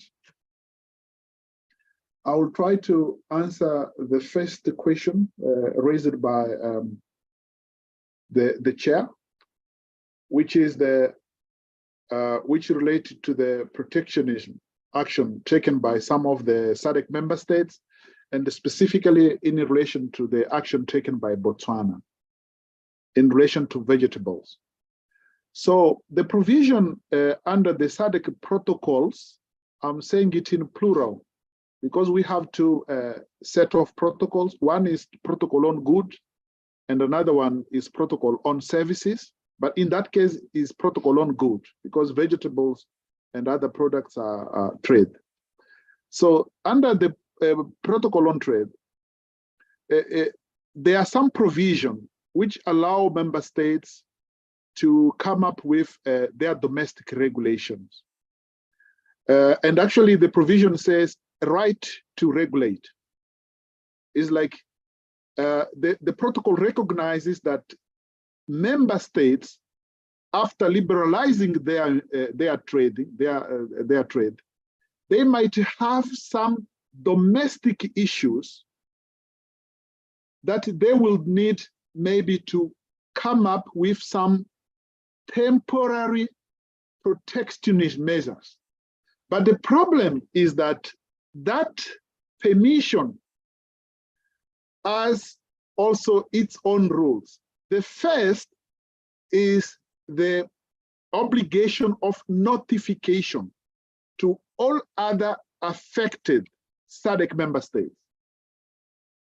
So a country like Botswana, you have to, and that was not there, I have to confess, at least I haven't seen it. That was the problem, because the protocol says that Botswana had to first to inform it to the Committee of Ministers of Trade of its intention of coming up with such kind of policy. Then the Committee of Ministers of Trade would then allow Botswana to implement that measure, and also to define for how long, because you cannot close. The principle in the trade is free trade. You cannot close your border forever. You can say, okay, I have a problem with infant industry. Let's say I need 5 years or 6 years, or let's say 8 years. So the minister will agree. And I have to say, let me just give honorables, let me just give like a sense, what I've been observing attending those meetings of the minister. Usually when SADC member states request something, usually all other SADC member states agrees, at least if it makes sense. We had, for instance, an issue with Mauritius. Mauritius came to the ministers of trade of SADC and said, look, I've been flooded with products coming from some SADC member states. I need a protectionist measure for 5 years. And then the minister said, okay. And in every meeting of the ministers of trade, Mauritius reports on the implementation of that measure. I heard also the case of Zimbabwe. Zimbabwe say have an economic problem. As you know, Zimbabwe was sanctioned by some of those countries. And they say we are facing economic challenges. We need still to impose tariffs to some products coming from some countries, including from South Africa. And the minister say, yes, let's understand the position by Zimbabwe. So that has been the environment. So what we saw in that case of Botswana, unfortunately, the procedure, that's my reading. I'm sorry, honorable members of parliament. I think that maybe this also can serve as a lesson to other, because if you don't inform, so that's why the retaliation came. So member states, you are imposing that as unilateral measure, so maybe we will retaliate you. But of course, that has not been the case. So I think that for the transparency and also for the consolidation of the free trade area, because if that happens with one country, another country also will come. Then the third country, then all of the country will then start imposing restrictive measure. So we will end up endangering our regional integration process, specifically on the liberalization of trade. But because the process, even the protocol itself says that no countries is impeded to come up with regulation that will defend its own economy. But it has to be transparent. It has to be communicated to all other SADC member states. In relation to question number 2, the implication of having a SACO, specifically the common external tariff, I would say we have like 2 kind of implication. One, the existence of SACO with a common external tariff. And also, let me add that one, honorable members of parliament, with another problem that we have in our regional integration is the issue of multiple membership. So members of SADC belonging also to other RECs, but specifically the RECs, the regional economic communities that are at the level of the customs union or common market. In case, for instance, the Eastern African communities, EAC, and specifically with Tanzania. So the implication is that we as a SADC, you can observe that after the establishment of the free trade area, maybe in 2010, SADC has not moved. We are still at the level of free trade area. The next level of integration will be the customs union. But which tariff is the external tariff you are going to use? While you have countries inside, in SADC, which also have their own common external tariff. So that is impossible. And that's the reason why, if you look to the regional integration process, if you read it carefully, what SADC basically is doing is trying to construct the instruments around the free trade area, to consolidate them, and to work on some of the components of the customs union, plus some of the component of the common market. For instance, the things that my colleague was talking about in relation to the harmonization of rules and procedures and model laws. Those kind of instruments are typically instruments from the common market or from the customs union, whereby you have interest of having similar regulation. So what we are doing, basically, we are trying to improve on all other areas that are not affected directly with the problem of the common external tariff. So this is a very serious problem. But of course, also we can have another reading in the opposite side. We can say it's a positive also. But that one has to be dealt with politicians to negotiate so that they can agree on the way to proceed. Because at the technical level, it's impossible to have a common external tariff in SADC while you have SADC member states with their own common external tariff. And lastly, on that thing also, let me point the case of DRC. DRC is also a member of SADC, and also recently it has joined the East African Communities, EAC. EAC is at the level of the common market. It is a very advanced regional integration process. And also in the SADC region, DRC is not party to the SADC protocols, neither protocol on goods and also protocol on services.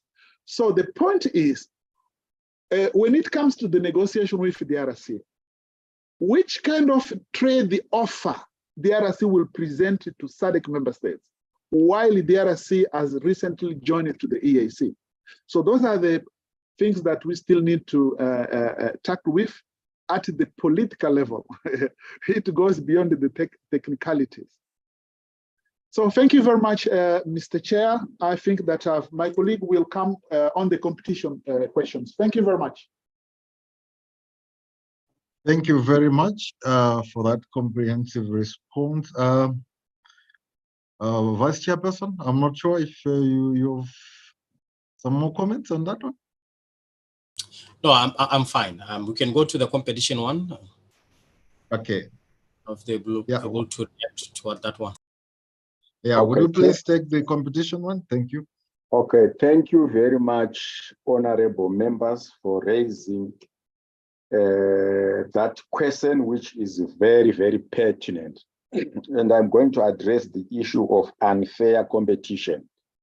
First of all, I want to acknowledge that, yes, in the SADC region, we have problems of cartels, monopolies, which the honorable member has talked about. So I just want to highlight the issues, the challenges, and what we are doing at the regional level in order to address the situation. In fact, at some point, we instituted a study to assess the situation in the region. And one of the issues that was identified is that what is somewhat lacking is enforcement, domestic enforcement. If you look at the competition laws, if you study carefully the provisions of most of the competition laws in the region, they are very comprehensive. But what is lacking in some countries is the enforcement, of those provisions, which needs to be strengthened.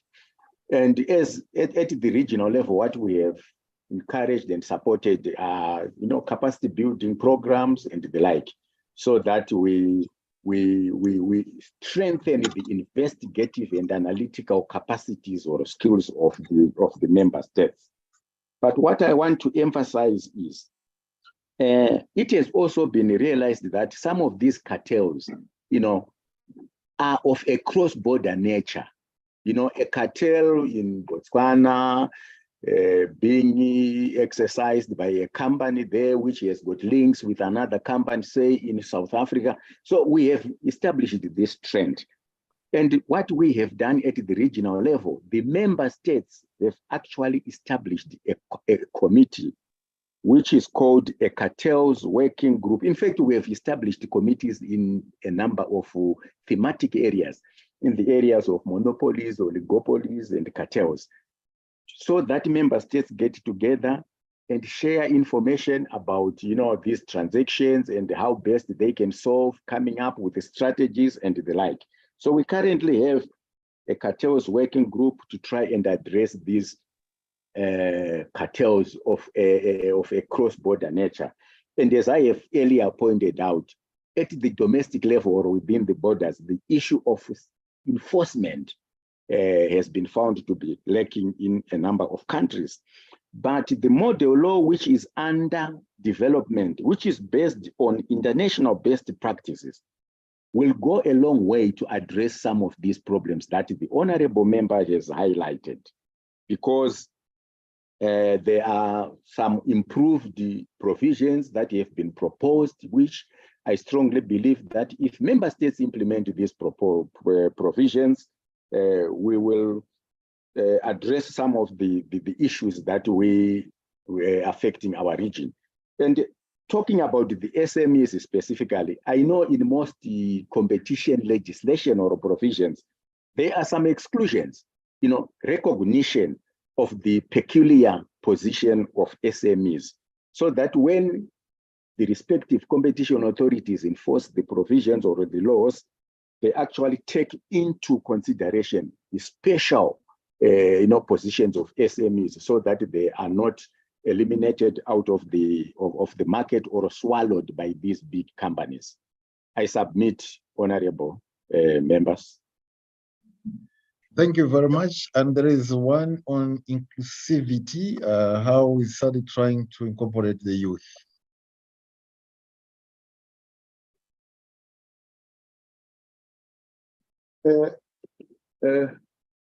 Honorable members, that issue, I will just give a small comment because it falls under the scope of another unit here in SADC Secretariat. But what I can say, the RSDP, Regional Indicative Development Strategic Plan, it has some provision to deal with what we say basically cross-cutting issues. It includes environment, climate change, but also the inclusion of women and youth, including inclusion on trade. What we are doing, number one, we are undertaking a study in borders. And that study is, it's not only in SADC, because it is a corridor study. So when you are talking on the corridor, for instance, the corridor from Durban up to the north, so it will go beyond the SADC region. So that's why it goes beyond the SADC. It also includes EAC and the COMESA countries, as well as ECAS, Commission for Central African States. So those countries have selected the north-south corridor, which is the corridor from Durban, goes up to the Kasumbalese and it has also other ramifications, to study the what are the policies specifically in relation to the informal cross-border traders, because most of that trade, informal cross-border trade, is done by youth and women and micro and small enterprises. You don't find the big companies working there. The big company, they have their own setup, they have a structure, so they can do it in a more formal manner. But the youth and the women and some small and micro enterprises, they don't have that capacity, but also they need to take advantage of the regional integration infrastructure. Another component that also we are doing is the simplified trade regime. The name says simplified because the rules, the formal rules applied to take advantages of the preferences under the free trade area, it is complicated.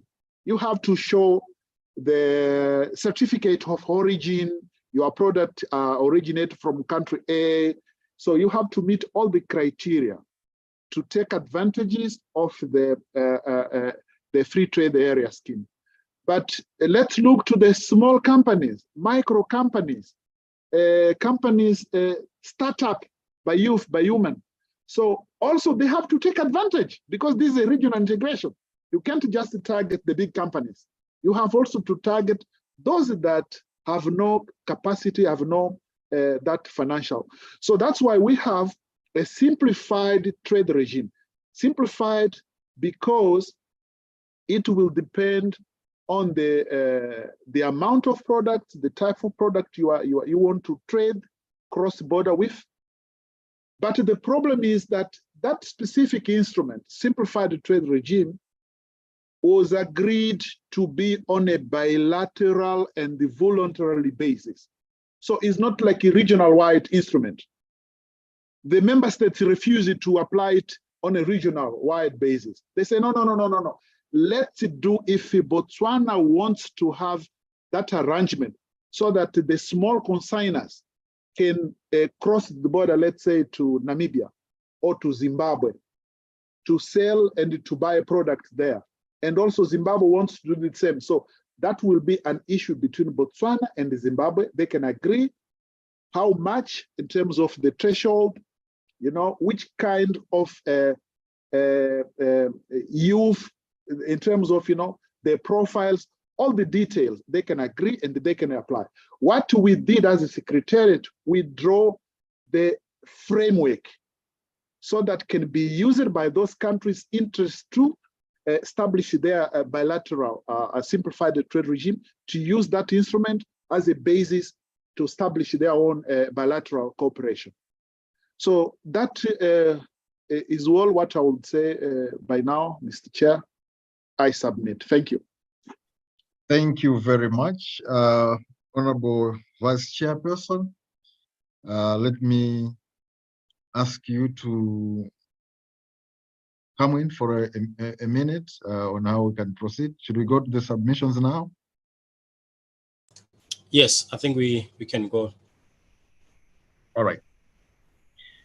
Thank you very much, Vice Chairperson. Honorable members and the citizens, we now move on to the submissions. And the first submission is, how can cross-border trading within SADC be streamlined to promote economic integration and the growth of small-scale and informal businesses? The submission is coming from Trudy Hasenberg, Executive Director, Trade Law Center. I hand over the mic to you. Thank you.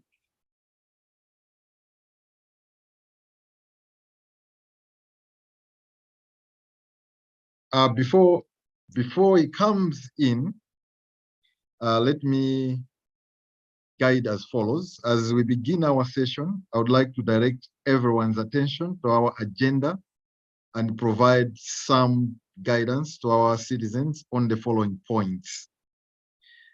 Citizens making submissions should start by introducing themselves and mentioning the organization they represent. If they are presenting in their personal capacity, please indicate that as well. Submissions should be limited to a duration of 10 to a maximum of 12 minutes. After the conclusion of the public hearing session, the committee will, in accordance with SADC PF rules of procedure, compile its report containing recommendations for submission to the plenary assembly. And now invite the first submission. Thank you.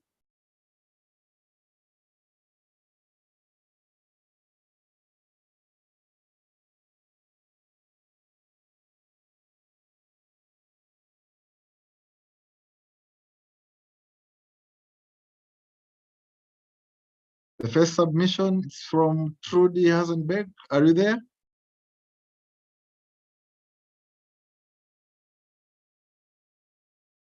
It appears he's not there.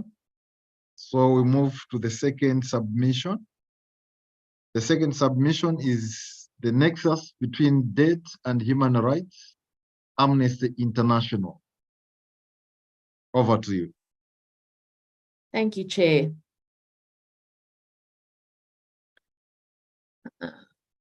Put my video on, but there seems to be a delay in it coming through. Just to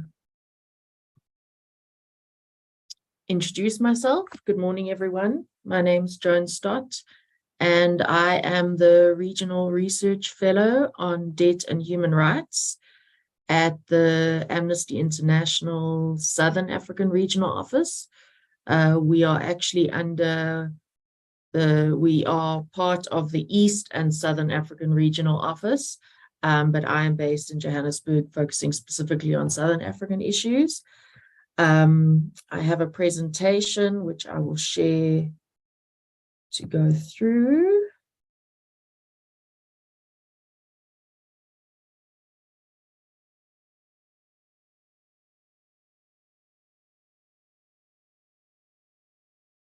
Okay, I hope everyone can see my screen and hear me clearly. So as I mentioned, I am the Regional Research Fellow working on debt and human rights, which is a new area of focus for Amnesty International, coming out of the new Global Strategic Plan and then Southern African Office's specific plan to take account of the changing contexts. And given that this is such an important issue for Southern Africa and the rest of the continent, the high levels of indebtedness, how this links with human rights, and how it impacts government's ability to fulfill their human rights obligations. So the context in SADC, as you might be aware, we have a history of debt distress across the continent. There was the HIPC initiative, which started in 1996. This was followed by the Multilateral Debt Relief Initiative in 2005. And then during COVID, out of the G20 came the Debt Service Suspension Initiative. However, particularly since the MDRI was implemented, there is now a much greater diversity of creditors to governments in the Southern African region. And under the G20, the Debt Service Suspension Initiative has been replaced by this common framework. And it is taking a case-by-case approach, which isn't really meeting members' needs. It's not addressing the core or the root causes of the issues, and is taking a very long time to resolve, as I'm sure the honorable member from Zambia can attest to. Zambia's recently been through this process.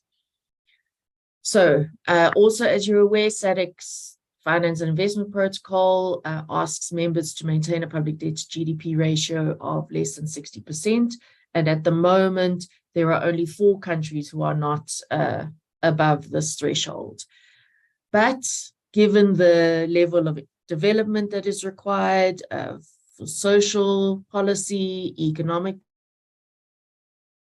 policy, infrastructure, etc., debt financing still remains a very important avenue for obtaining resources in order to finance government's initiatives. But the conditionality attached to debt financing, the interest rates that a lot of the Southern African member states face, and the terms of these agreements are not always in the long-term interest of the citizens of countries. So focusing on debt and parliament, this forum is well placed to call on parliamentarians that it represents from member states to insist upon the increased transparency and accountability in debt agreements and contracts. This links with the oversight role of Parliament, and that, at its core, public debt should be accessible to the public, particularly in terms of information about the loans taken on their behalf, the conditions of those loans, etc. And in addition to the information and transparency around agreements, debt contracts often exceed the terms of governments that take them on. Let's say, look at an example of a 30-year loan. Now, us as individuals will have to pay taxes that will help pay off that loan. Over the 30 years, our children will have to pay taxes. If for whatever reason that debt is restructured and extended to a longer period, even maybe our grandchildren will have to pay for that loan. Parliament, in its role, has to hold the institutional memory of these agreements, and ensure that the executive remains accountable for the management of these public resources. In the introduction, The honourable member spoke about this new model law that SADC has put forward on public finance issues and the real issues that SADC is facing post-COVID on fiscal sustainability, access to resources, etc. So this is a term that we refer to in the public finance circles as intergenerational equity. That is that, debt taken on now is paid for by consequent generations. And you need to know whether that debt is actually benefiting the generations to come. If it's a road, hopefully the road was built well and it's still benefiting future generations. If it's for government employee salaries, unlikely that the taxes being paid by your children they're benefiting from the debt that they're paying off. And also, do they know what they're paying for? Do they know that their taxes are going to pay off debt for something that was built 20 years ago?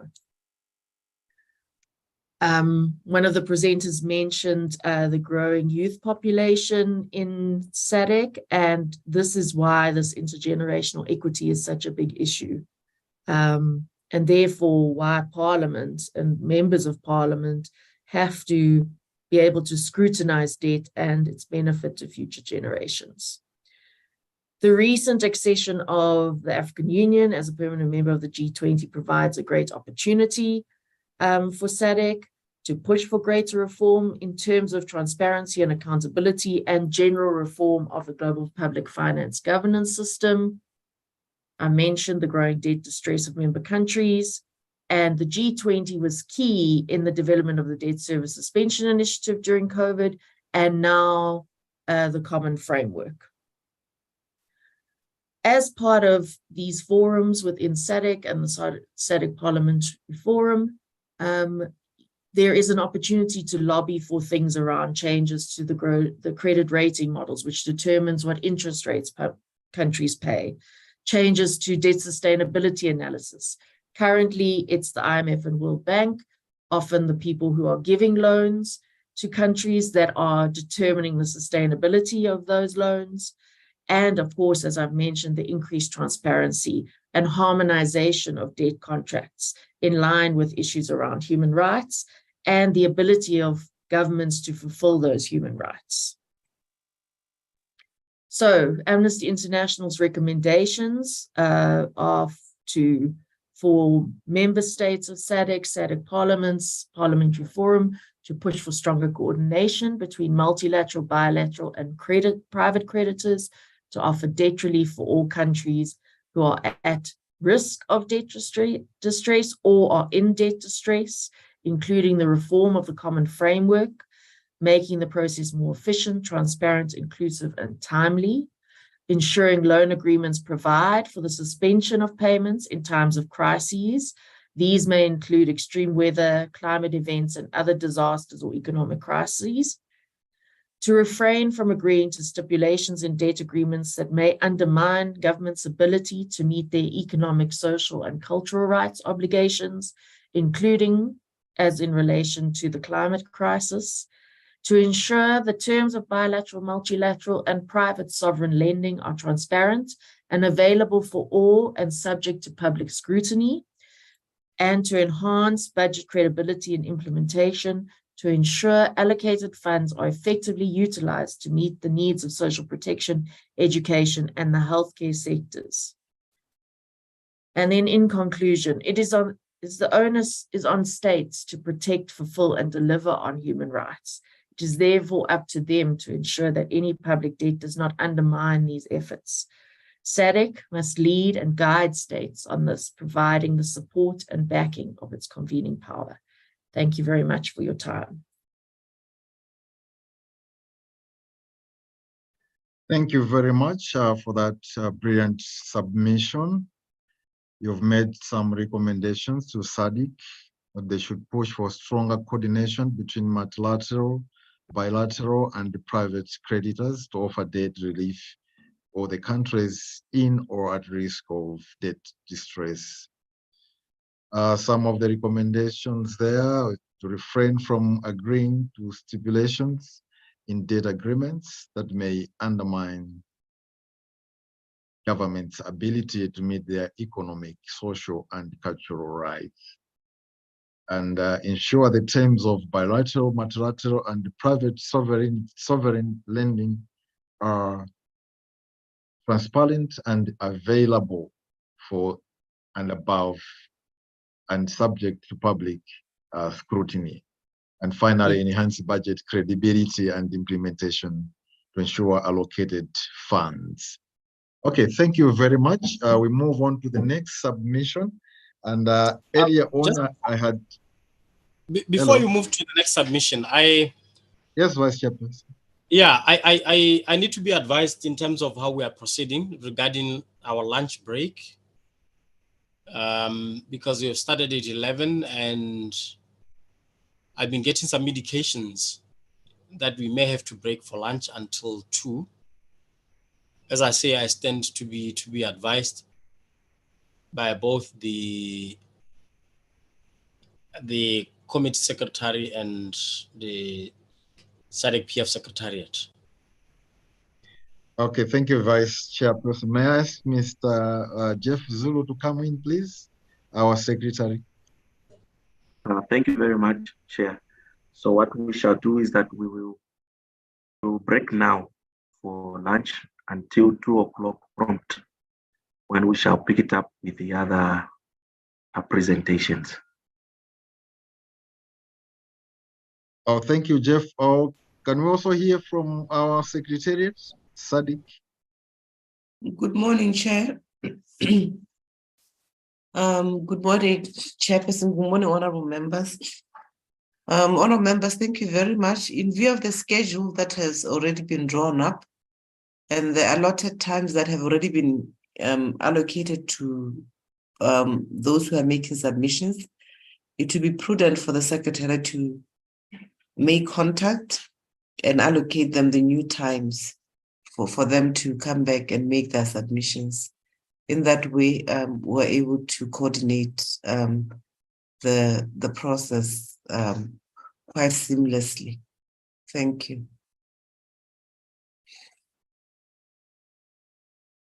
Thank you. Mr. Zulu, did you get that? Yes, loud and clear. We'll coordinate, Chair, outside while the meeting is on a break. We'll coordinate with the moderator so that we can align the presenters. Is the conclusion that we adjourn until 2? Yes, Chair. All right. Could we not perhaps have taken one presentation so that we break at 1 o'clock? We may find that there were those who are lined up already given allotted times. It may help if those times could be flighted so that we look at them and reorganize with their consent since they're already logged in. Okay, that's fine. Then we can have the next presentation and break at 1. All right. And we'll reconvene at 2 or at 2:30.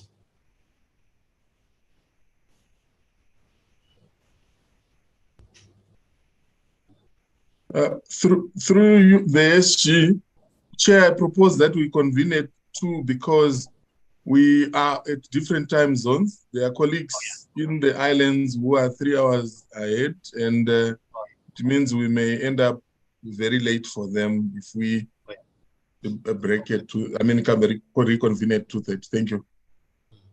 Yeah, that's fine. Okay, we proceed until at 1 o'clock. Okay, thank you very much. Thank you very much, Vice Chairperson. We go to the very first presentation of the day.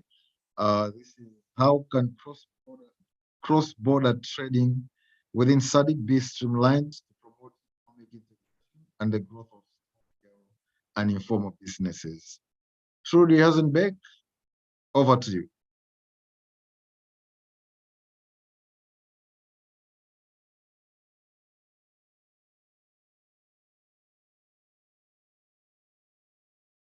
Doesn't look like Trudy is in. We can go to the next. I'm trying to check with her.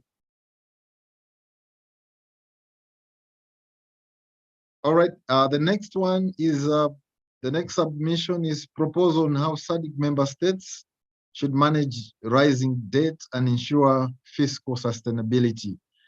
This one is coming from Oxfam in Southern Africa by Lingalileni Mihoa. Over to you, Madam. All right.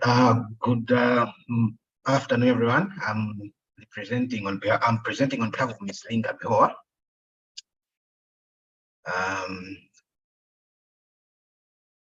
I am Jisomo Mantal. Can you hear me? Yes, proceed. All right, so thank you. Yeah, I'm Jisomo Mantalu. I am with Oxfam Southern Africa, based in Malawi. And the presentation is on behalf of Oxfam in Southern Africa. I don't know if it's possible to share the screen, the presentation that I have. Yeah, you can do that. All right.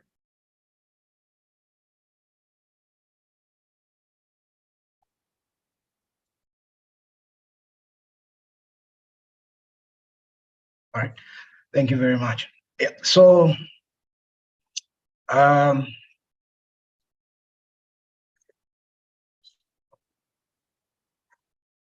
yeah, I'll share with you on some of the recommendations that Oxfam Southern Africa has in terms of some of the ways on how SADC states can manage their rising debt and ensure fiscal sustainability. I will not do much on the context. My colleague, I think from Amnesty International, I think has highlighted some of the things that are currently happening within the SADC region. I think, but some of the key notable issues in terms of how debt of recent has become also a concern for SADC. The region indebtedness in SADC is now approaching levels last seen in the 2000s before the HIPIC initiative. And some of the countries that are in debt distress include Malawi, Mozambique, Zambia, and Zimbabwe, and Mauritius and Mozambique have a triple-digit debt to GDP ratios. And SADC currently faces a high debt distress and risks defaulting on its external obligations, accumulating a total of $1.1 trillion in external debt and $1 trillion internal debt. That graph just basically showing in terms of the total external debt by each country, with Mozambique being one of the highest countries. Some of the implications why we're so much concerned about the concerned about the rise in debt in the region. Firstly, the high rise in debt is reducing the fiscal space. High debt levels are limiting the fiscal space available for governments to invest in essential public services. For example, in 2020-2021, debt servicing took almost 42.2% of government, 42.2% of government revenue on average, and the region is spending almost 21.1 billion annually in terms of external debt public repayments, and these resources could have gone a long way in terms of supporting investments in essential public services. Secondly, is the issue of vulnerability to external shocks. Our excessive reliance on external financing is exposing most of the SADC states to risks associated with global economic conditions, such as fluctuations, interest rates, and commodity prices. And then the other issues has to do with creditworthiness and sovereign ratings. In terms of our recommendations, we have short-term, medium, and as well as long-term recommendations. For the short-term, on how best the debt can be managed, first we are looking at debt sustainability analysis, whereby we are recommending for most of the SADC states to conduct comprehensive debt sustainability analysis to assess the sustainability of public debt levels in each SADC member state. We believe that this debt sustainability analysis should consider various scenarios, including stress test to evaluate potential vulnerabilities. Secondly, we're looking at strengthened debt management offices, whereby states should enhance the capacity and independence of debt management offices to improve debt issuance and monitoring, and also prioritization of projects. States have to prioritize infrastructure projects based on their economic viability and potential generate revenue. This can ensure that new debt is incurred for projects that can contribute to economic growth and thereby generate domestic revenue, which is needed to support social services investment.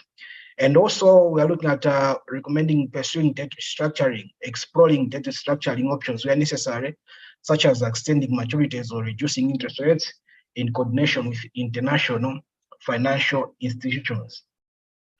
For the medium to long-term strategies, we are recommending progressive public debt management policy and legal framework, where we are saying that every SADC member state should adopt sound legal and policy framework which clearly outlines public debt management, provides for institutional frameworks, and sets limits on borrowing.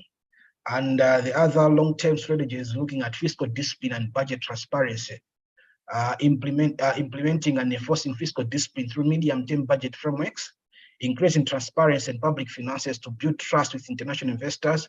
And we are emphasizing that this must be based on the newly adopted SADC model law on public finance management. And also another long-term strategy is enhancing domestic revenue mobilization, whereby we recommend that states have to explore policies that promote progressive taxation, broadening the tax base, and also minimizing tax evasion and tax avoidance within the states. And also promoting inclusive growth, investing in human capital development and inclusive growth policies that enhance economic productivity and reduce income inequality. And the other recommendation is enhancing regional cooperation, where we are highlighting that there's a need to strengthen regional cooperation to address cross-border economic challenges, including coordination on debt management strategies, infrastructure development, and trade facilitation. On the other hand, we're also looking at issues to do with international partnerships that can help when it comes to debt management. So we are recommending that there has to be an engagement with international financial institutions, collaboration with international organizations to access financial support, technical assistance, and policy advice. Of course, there is a caveat. This, however, must be done cautiously to ensure that it is not done at the expense of policy sovereignty and austerity measure that pushes more people into poverty. And then issues to do with debt sustainability initiatives. States have to participate in international debt sustainability initiatives that provide debt relief and concession financing to heavily indebted countries. And lastly, promoting responsible lending and borrowing, where we are talking of encouraging lenders to adopt responsible lending practices while promoting responsible borrowing from SADC states. So in conclusion, basically, as Oxfam, we are trying to advance that SADC member states must prioritize prudent debt management practices, promote economic diversification, strengthen revenue mobilization efforts, and enhance fiscal discipline and accountability as some of the strategies to ensure the prudent debt management within the region. Thank you very much. Thank you very much for that presentation. You've given us some solutions, both in medium and long term. You said there is need for debt sustainability analysis, strengthen debt management offices, prioritization of projects, pursue debt restructuring, and progressive public and management policy and the legal framework, among others. Thank you very much for that presentation, Chisomo Mantalu from Oxfam, Malawi. It's now 1:01. We agreed that the House will break for lunch at 1. Vice Chairperson, I now hand over the microphone to you. Just a short one to say, let's adjourn now and reconvene at 2 o'clock exactly, so that we can proceed with our public hearings and then perhaps conclude on time.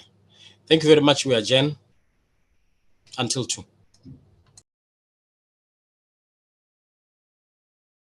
The meeting is adjourned.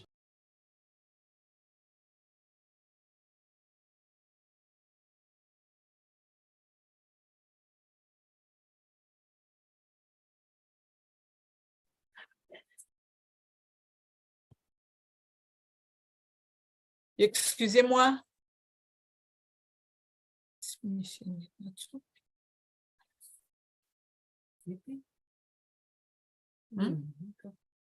Attends.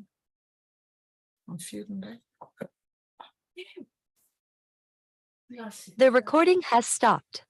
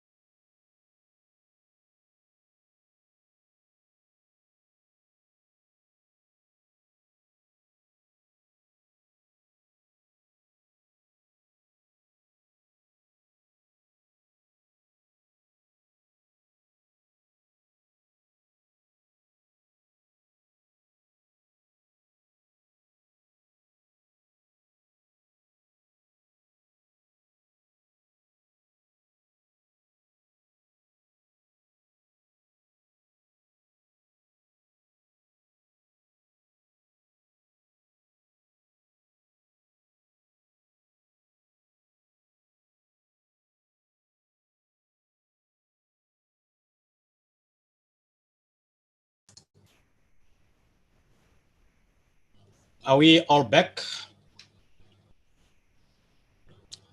This meeting is being recorded. I now call a meeting to order. I'll straight away hand to the moderator to proceed with the presentations.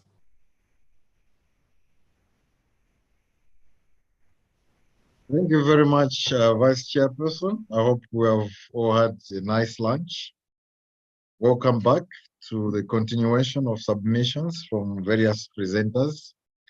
At this point, I will invite our first presenter of the day. The first presentation was supposed to come from Trudy Hausenberg. Trudy, are you there?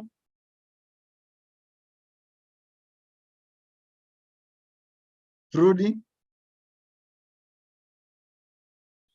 All right, I'll go to the next one. This is how should SADC states manage rising debts and ensure fiscal sustainability by Ama Nondumiso, trade law enthusiast.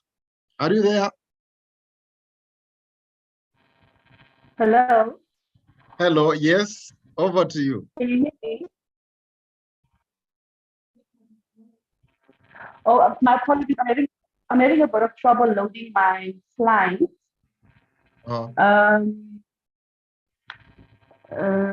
Just a second. I'm having a bit of a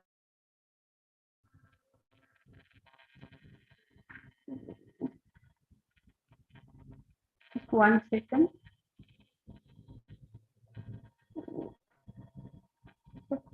I don't know. It appears that I can't. It doesn't want to load my slides. I don't know for what reason.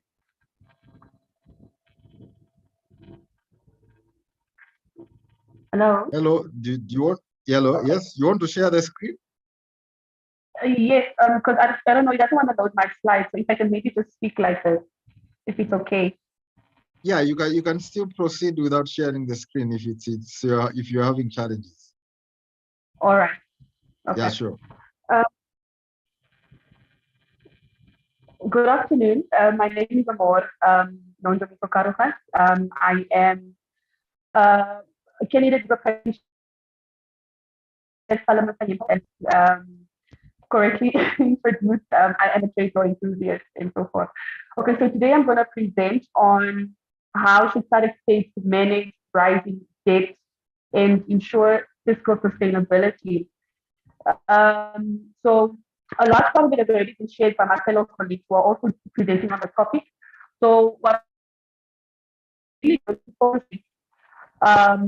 issues that causes the rising debt. What I'm also going to focus on is recommendations on how to manage rising debt. So one of the things that causes rising debt in other countries are illicit financial flows, IFS. So what happens is that external funding or external banks or financial institutions will now loan money towards SADC states without setting responsible limits or without a level of ethical implementation there too. So what often happens is that yes, money will be lent or borrowed to this particular country, and then they will continue to borrow and they will continue to be granted these loans without limits having been set. And that is an issue because how the funds are being managed within the SADC countries are what's problematic. Hello, Amar. Yes. Just a minute. We have challenges. You're not audible enough. And the members were requesting if you could have the slides. Okay, I will send them or through. Can you work on the sound, please? Okay, all right, no problem. All right, just a second.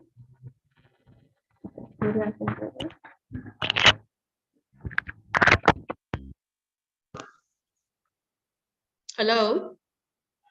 Yes, I think you're now clear. Let's am try I clear now? Hello. Hello, yes, we can hear you now. Okay. All right, my sincerest apologies. Okay, so what I was saying basically was that illicit financial flows is one of the causes of rising debt in countries of southern or in SADC member states. How?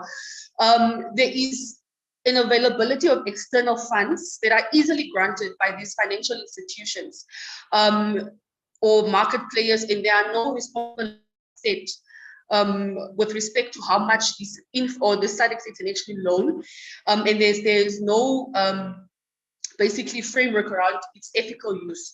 So they will keep borrowing, or these external financial institutions will keep borrowing without knowing how this money is particularly spent. So what happens in SADC states is that the money that comes in, so there's money that comes in, and then there's money that goes out, right? Or that there's money that will be spent on for example, what the country now needs in terms of development and so forth. But now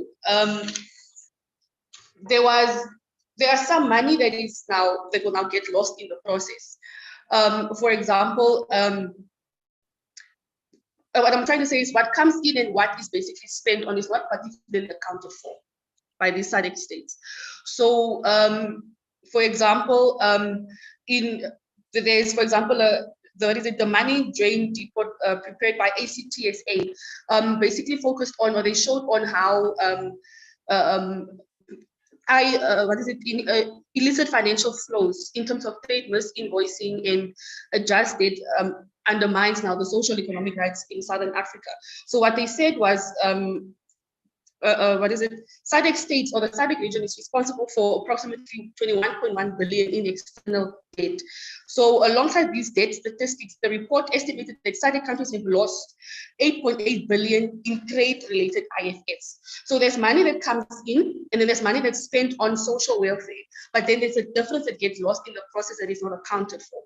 So what happens is that that money that gets lost, that is not accounted for, is now basically being used in this illicit financial flows. And what happens is that because that money is not accounted for and it's being used basically in corrupt practices, they will now, or the SADC countries will now again resort to more debt in order to cater for that particular money that has now to be accounted for.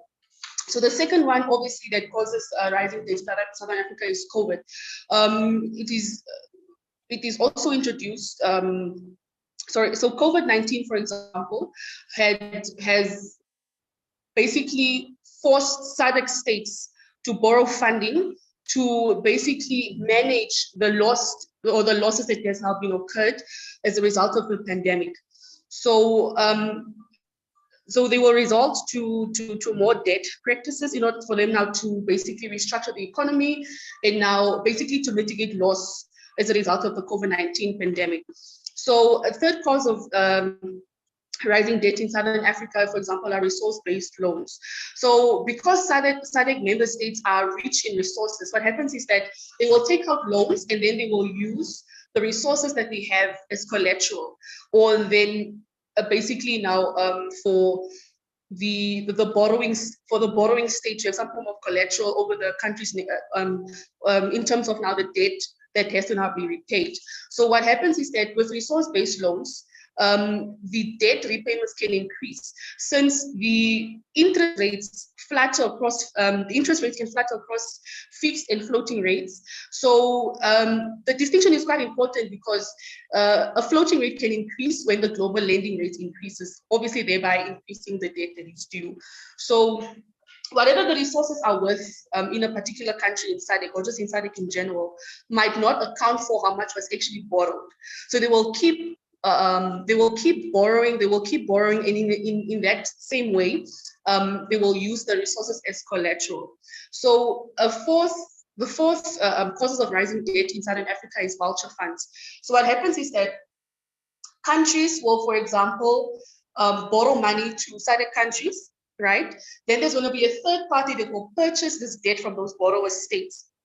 And these debts are mostly purchased when the debt is about to be written off by these borrowing states. So these third parties will now come and buy the debts from borrower states.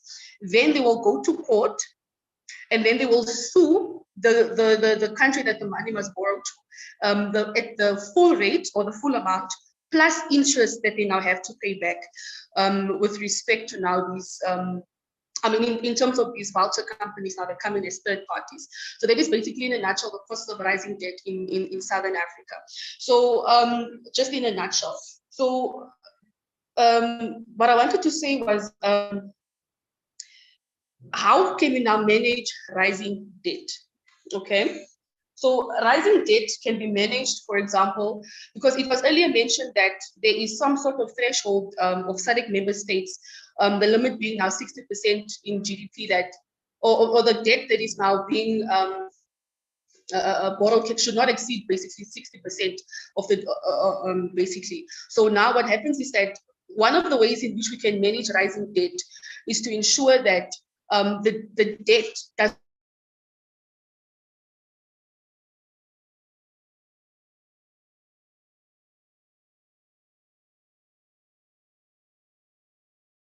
is to ensure that these resource-based loans are subject to public scrutiny, because what often happens is that these resource-based loans are concluded in a private setting. So the members of the public will never really have an input in.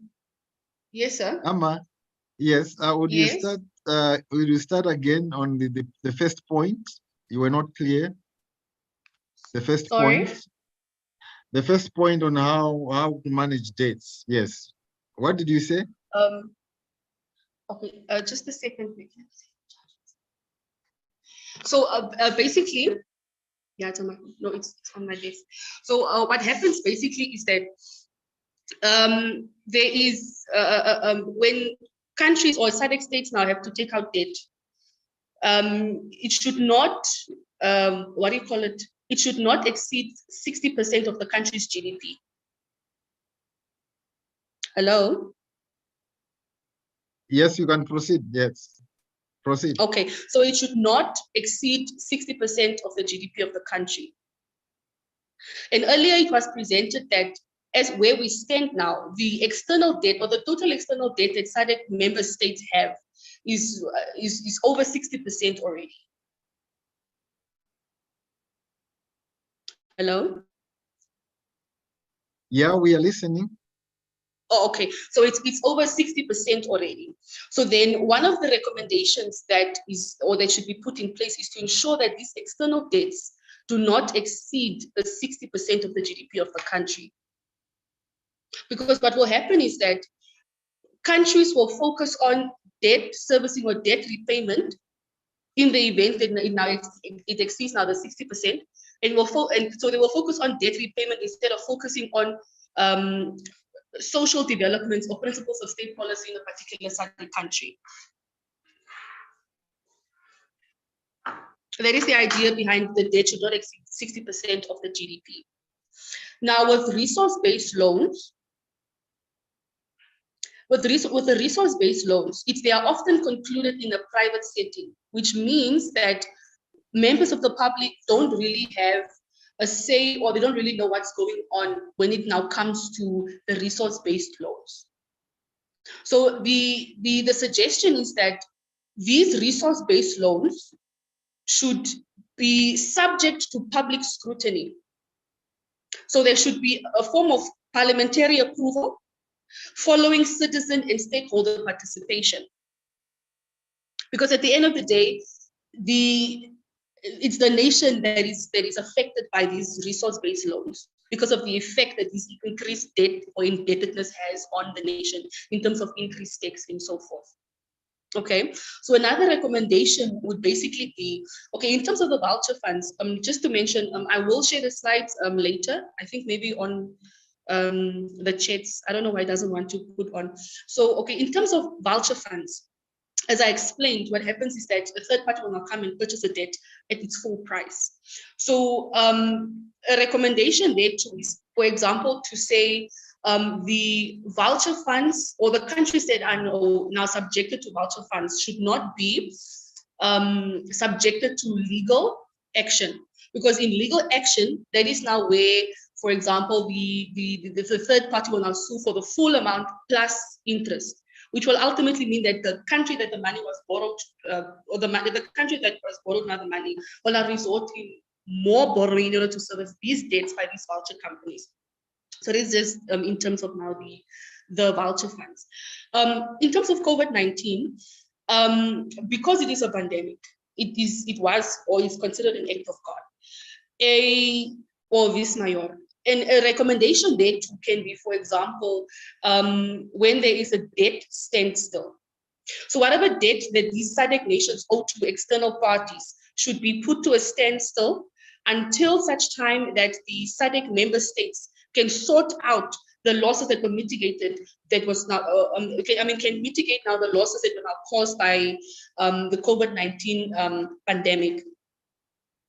So that is just one of the suggestions in terms of now voucher funds. And for example, when it comes now to the illicit financial flows, given that the issue is that of transparency, one of the recommendations can be, for example, whatever comes in or whatever is now borrowed now to certain or to SADC's member states, it should be publicized. Each and every transaction that suffices from that money that was now borrowed to the SADC states should be accounted for publicly. In other words, it should also be subjected to public scrutiny. And whatever the remainder is left should also be disclosed to the public that are now part of now the SADC member states.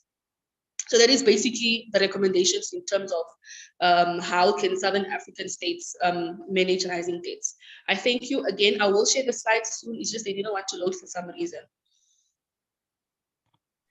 Thank you very much, Amar, for the presentation. Thank you for having me. You're welcome. We'll move on to the next presentation, the submission. This one is Activating Industries and Accelerating Trade in Africa, Challenges and Solutions, by Dr. Kudzai Veri, Founder and Executive Director of Institute of Entrepreneurs. Dr. Kudzai Veri.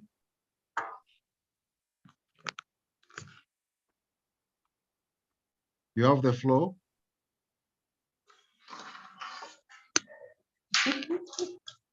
Are you there?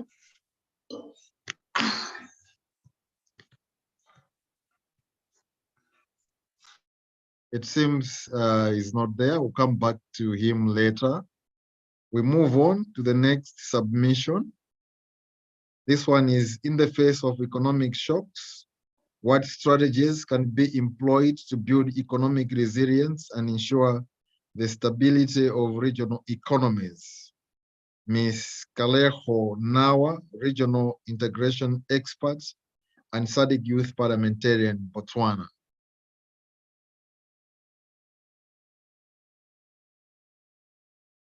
Ms. Kaleho Nawa, you have the floor.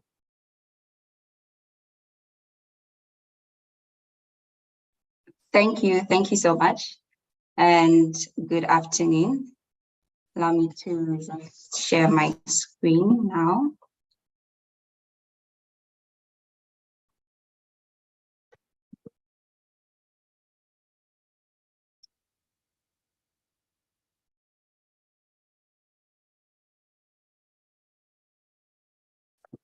Good afternoon, ladies and gentlemen. My name is Katla Honawa. I am from Botswana. I'm with the Southern African Youth Forum, SAYOF, as a SADC Youth Parliamentarian for Botswana, and I'm also a regional integration expert. The topic that we'll be looking at today has been touched on quite a bit since morning on different fronts. Strategies on how to build economic resilience amid economic shocks. And the economic shocks that we have faced in the region, not only in SADC, but Africa as a whole, is basically COVID-19 and the Russia-Ukraine war that have really caused a lot of problems, particularly the hyperinflation. We saw a rise in prices of commodity prices, your cooking oil, wheat, and the like, a loss of jobs, migration, and then we saw a lot of food insecurity, basically. These were the challenges that were faced, and these are the issues that we will need to ratify for us to become economically resilient as a continent. So I'd like to just touch on some of the measures that most nations took upon to actually deal with the COVID-19 and the Russia-Ukraine war. Just like the vice speaker mentioned in the morning, some of Botswana, for instance, imposed import bans, although the import bans were not a direct response to COVID-19 and the Russia-Ukraine war, but they came about as a way of Botswana trying to implement and become resilient through supporting local producers. We saw a movement and restrictions, the partial and full lockdowns. We saw negotiations, the African Union chairperson going to negotiate with Russia on a ceasefire. These were some of the responses to the shocks, particularly the Russia-Ukraine war. We saw a lot of capacity building webinars around the AFCFTA, around COVID-19, and actually the most important was the African Union COVID-19 Response Fund to procure diagnostics and medical commodities in response to the crisis. So now getting into the gist of my discussion today, or my submission today, why economic resilience is important is really for us to strengthen capacity as African nations. We always speak of the fact that we are diverse, we have natural resources. For us to strengthen capacity, I mean, our economic resilience, then we need to actually showcase this resilience through the diversity that we have. And it is also important to build economic resilience to counteract shocks, these shocks that we saw, the COVID-19 and the Russia-Ukraine war, to mitigate the risks and become economically dependent, because it goes without saying the importance of us as Africans, as a region, to be independent because of the high import bill that we face as nations, which has really deteriorated our economies. And now these are the strategies that I suggest for us to become economically resilient, or to build economic resilience. We know of some of these, industrialization, manufacturing, diversification of products, and adding value to the goods that we produce, peace and stability, because no investor would want to come to a war-torn country to invest in. The issue of e-commerce, we saw there's so much during COVID, as most products and commodities were exported digitally through e-commerce platforms, innovation, our different industries and digitalization. Now, the most important aspects that I want to recommend to this committee for us to build economic resilience is for us to have a youth in trade drive. Let us have a youth in trade drive by SADC that supports youth in trade, that supports youth-led businesses, women-led businesses that are ready to export within the region. Currently, we are speaking of the Guided Trade Initiative and the AFCFTA. Is that inclusive? Are youth in business or women in business also being guided to trade within the AFCFTA? I would love to see these kind of initiatives. Another recommendation that I would like to make is for us as youth, as women-led, women in business, youth in business, let us also be proactive and innovate, diversify, add value to our products. Because when we speak of issues of quality, issues of pricing, you would find out that these are mostly the issues that bring down our products, and which cause citizens to actually end up now buying from outside because of the quality. So let us also add quality to our goods and produce goods that are made in Africa. And the other important thing is to have a coordinated effort. Earlier in the morning, a submission was made from the Secretariat on a coordinated effort to implement the AFCFTA. Still on the same note, I want to speak to the issue of coordinating in terms of SADC member states in terms of youth. For instance, as if Botswana and Namibia are so good at the production of beef, why can't we coordinate and collaborate and have a hub, a beef hub, so such that we can actually export to the region, SADC, and then continentally.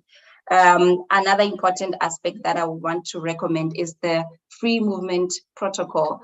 Since the FMP, the free movement protocol, came into it hasn't come into effect yet because only 4 AU member states have ratified the protocol, and none of these member states are SADC member states. So my recommendation is for the committee to consider this protocol coming into effect, for SADC member states to ratify the protocol, because we cannot speak of economic resilience, we cannot speak of free movement, trade, without putting into effect such kinds of protocol which actually affect free movement of persons. Because when you speak of free movement of persons, business owners, from the different modes of trade and services, this will be a very important protocol to put into effect. And another important aspect would be curriculum change.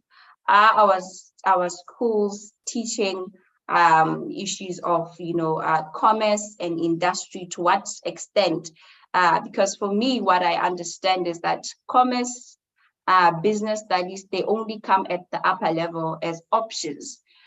These should be infiltrated into our curriculums right at the grassroots level, so that there's a change in mindset, and our students grow up knowing that the nitty-gritties of business.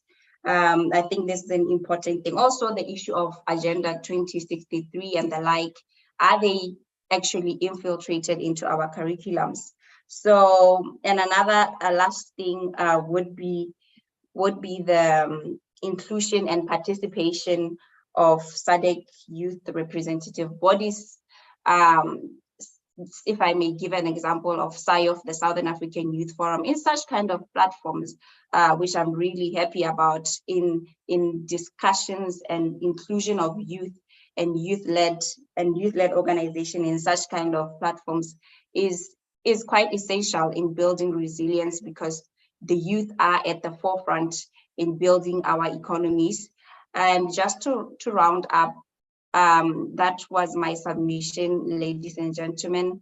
I thank you. I hope I was not too fast. The economic shocks that we have seen as COVID-19 and the Russia-Ukraine war, we all know, and we have seen, you would agree with me, that they caught the whole continent, the world, SADC off guard, and we should act together, be inclusive of youth, of women, to actually now have nations and to build regional economies and economic resilience. I thank you.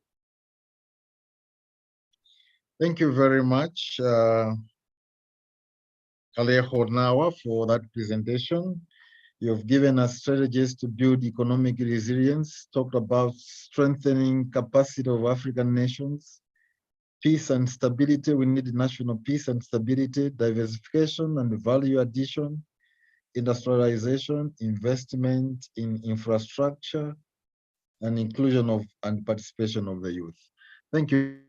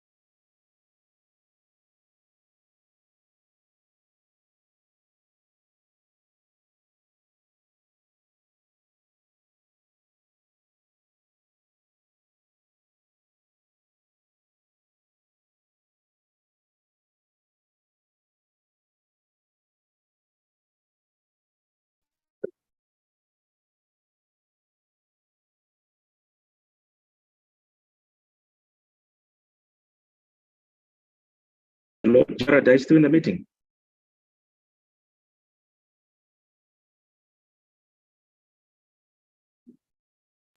Hello, Chairperson. Yes, moderator. Looks like we have lost the moderator. We have lost the moderator. Yes, I would request that we. Yeah, maybe my he's suggestion was having that connectivity challenges. Yeah, my suggestion was that we go to the first presentation. We've been calling for the first presenter to present, and each time he or she was called was not available. So I thought we could try and get that first presenter. Is the first presenter here? Yes, the name is Trudy Hartenbeck. If Trudy is here, you can proceed. Yeah, I think they can proceed.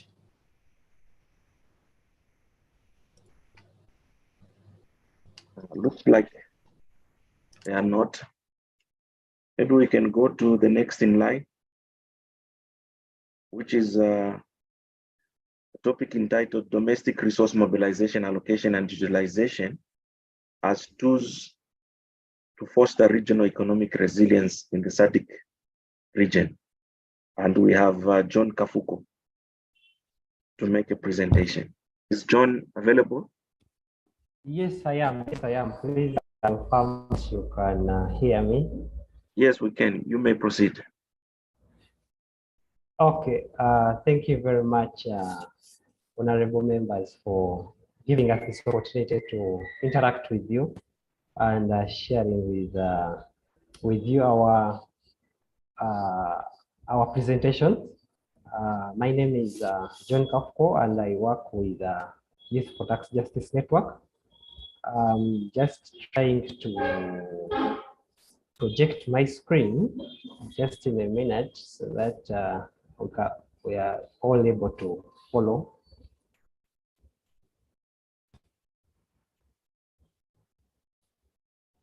Yeah, please, if just moderator, if you can confirm.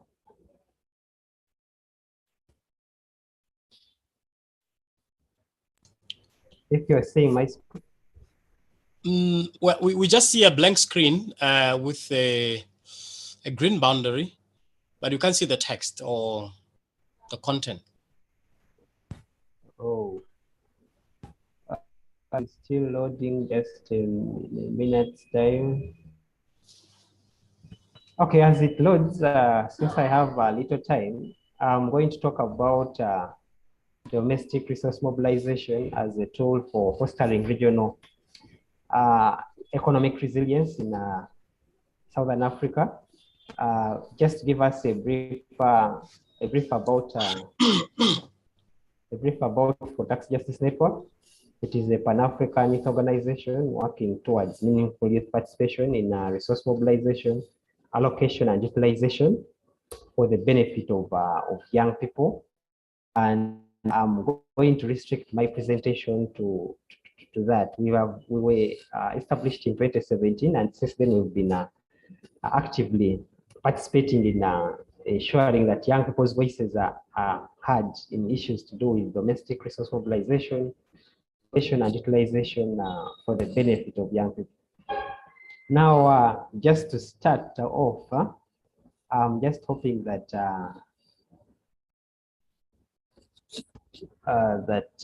everyone is able to hear me. Just in case you cannot hear me, you let me know. We can hear you clearly, John. You proceed. Is that the screen which we cannot see? But you can share the presentation later. You may proceed to speak to your presentation. Okay, thank you very much. I'm going to start with defining what domestic resource mobilization is, and I'm going to go from the UN. It defines the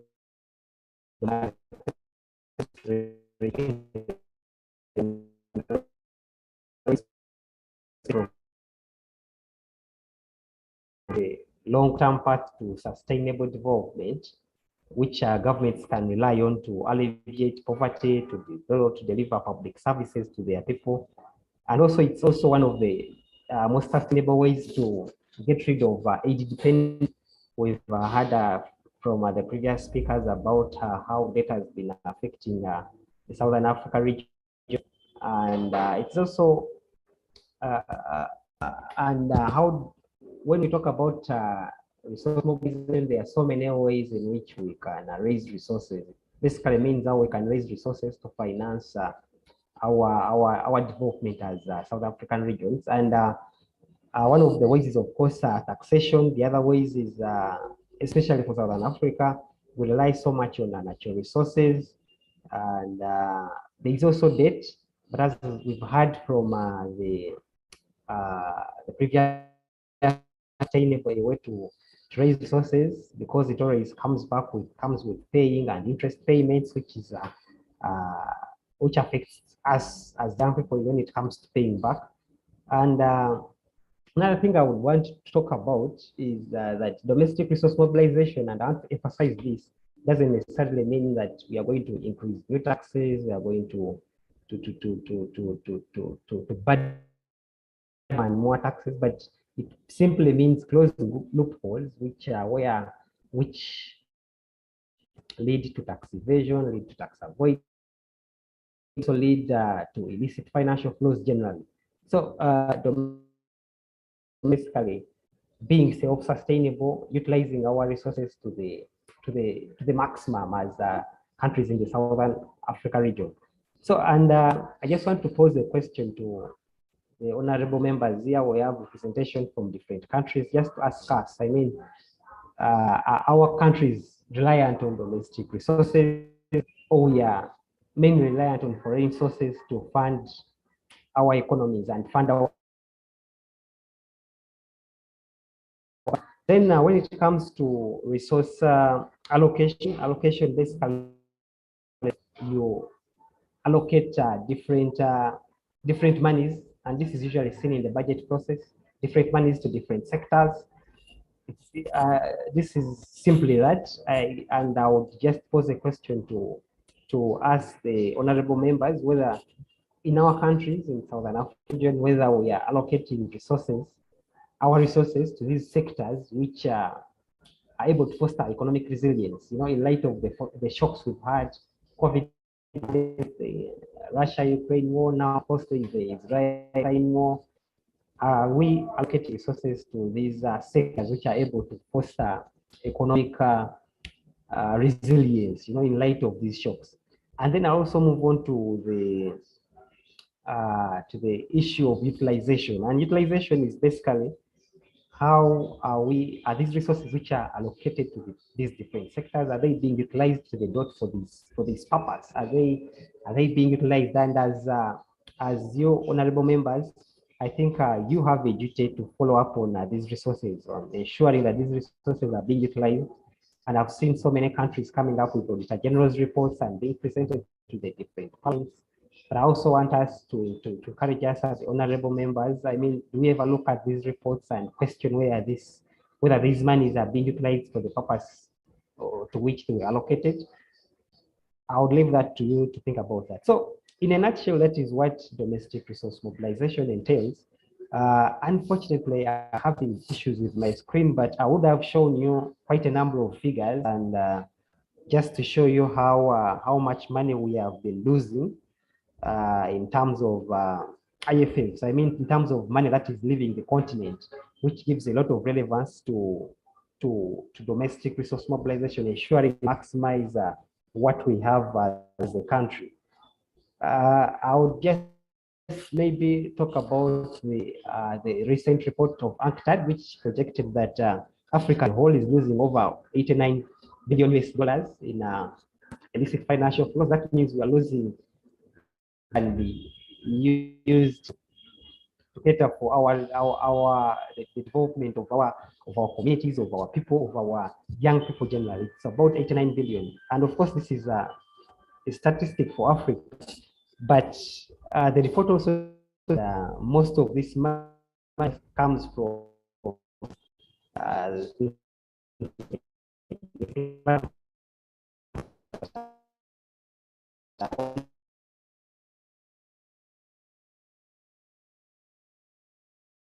John, I think your network is not very good.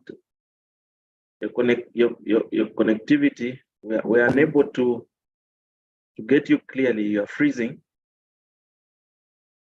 I don't know whether others are able to hear you. It looks like you are freezing. We're unable to appreciate what you are saying in these last moments.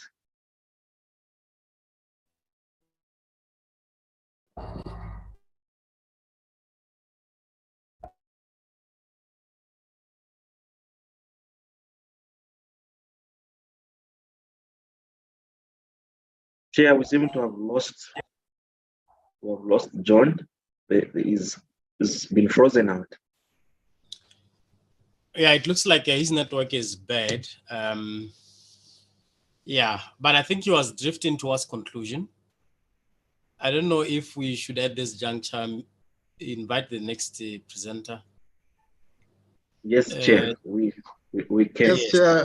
The moderator is back now. Oh, perfect. So I had challenges with internet, but I'm back. Okay. I now call upon the next presenter. That's Mr. Tsepo Magoma. You make a submission on nuggets for regional economic growth and job creation as a vehicle to youth development. Over to you.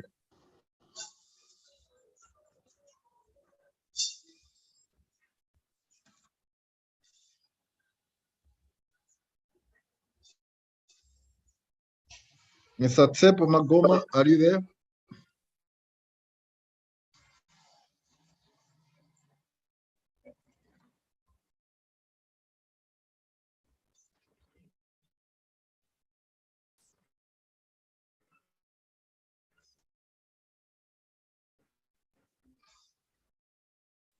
Vice Chairperson, it seems is not there. We move on to the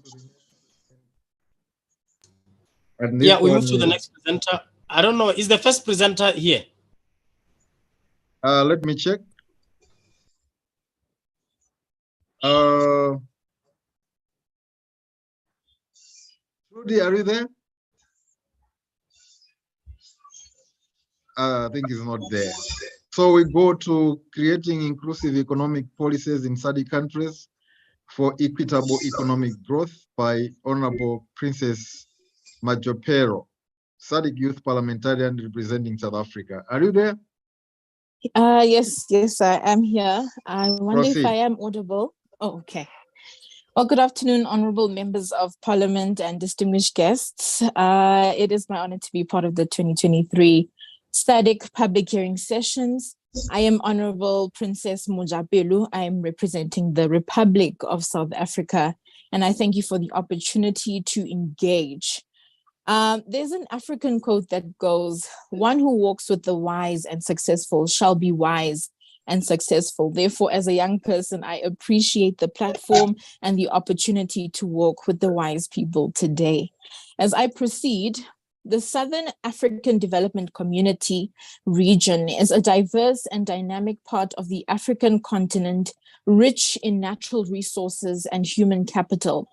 However, like many regions across the world, it faces the challenge of economic inequality. To harness its full potential and ensure sustainable development, SADC countries must prioritize the creation of inclusive economic policies that benefit all its citizens and promote equitable economic growth. This submission explores the strategies and principles that can guide SADC countries towards achieving this crucial objective. Education and human capital development. The surety of education plays a vital role in the development of any society. Knowledge allows us to specialize and become experts in key areas which can be built to succeed. Firstly, access to primary education must be implemented. The policies which engage with states to provide affordable and compulsory education for all children. They must be accessible to all children, and quality-driven institutions must be expanded throughout the region. An exchange of skills in industry-based sectors must be encouraged from primary level education in order to prepare young people for technical training and practical engagement, particularly in manufacturing industries. Furthermore, there should be investments that are increased towards the training in digital skills for both educators and students throughout the learning journey. Key instruments such as programming softwares must become an essential skill or know-how in the region that will complement the network services industry, including establishing our own devices. Inclusive economic growth.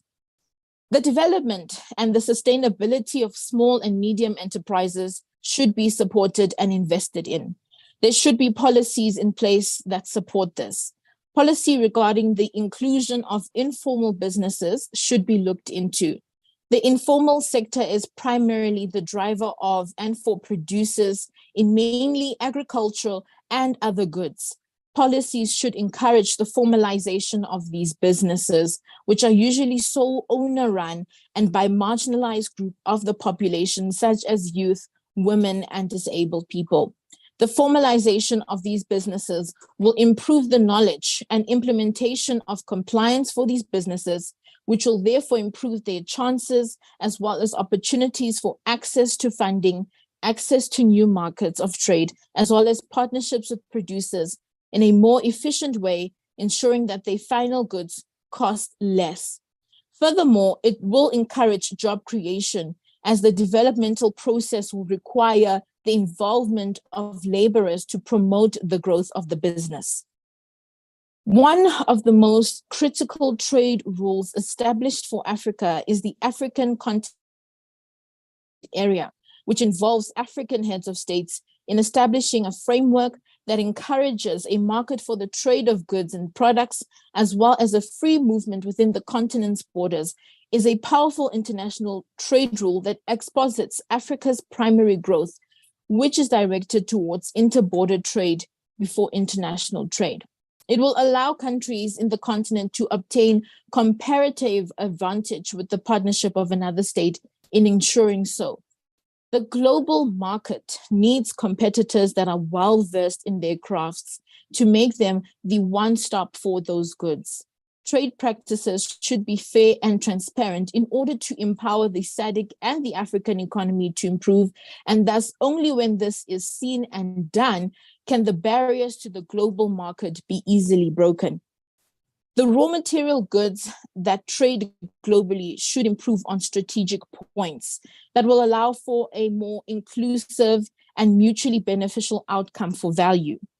Countries with world-demanded inputs should begin to refine and process these inputs into the final product that most of the time northern states use in their production processes. For example, the materials that are used to make cell phones, such as palladium, and other materials such as platinum.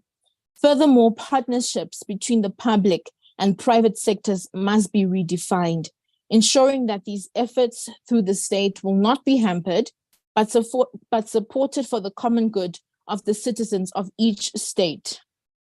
Policymakers must first define development when therefore seeking financial aid. The places where investments are directed impact whether or not industrialization can occur.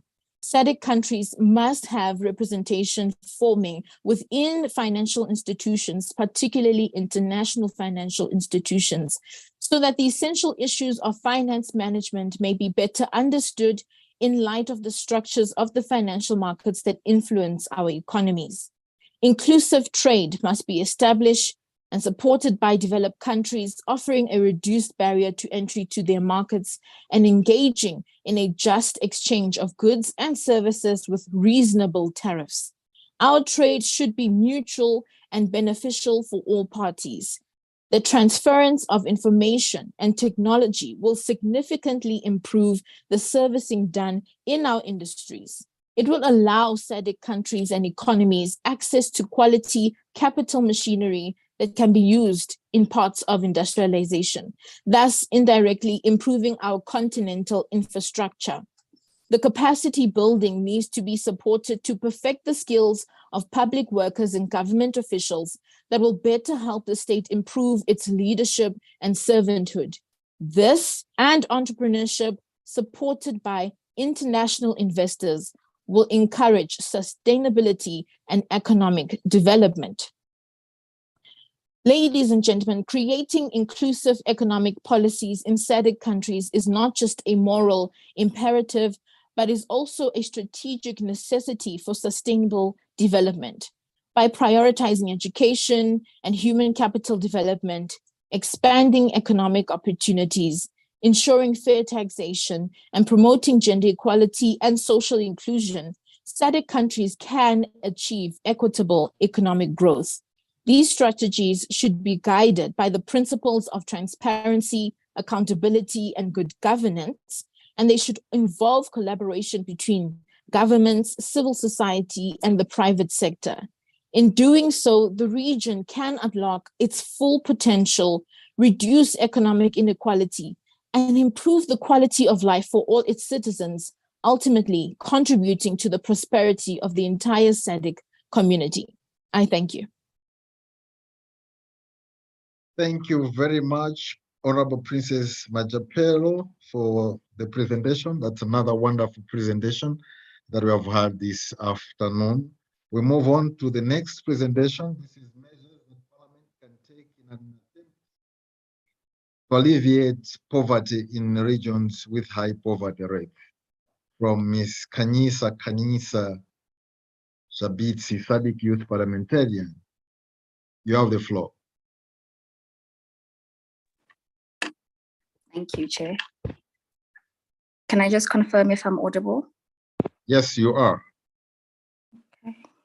Thank you.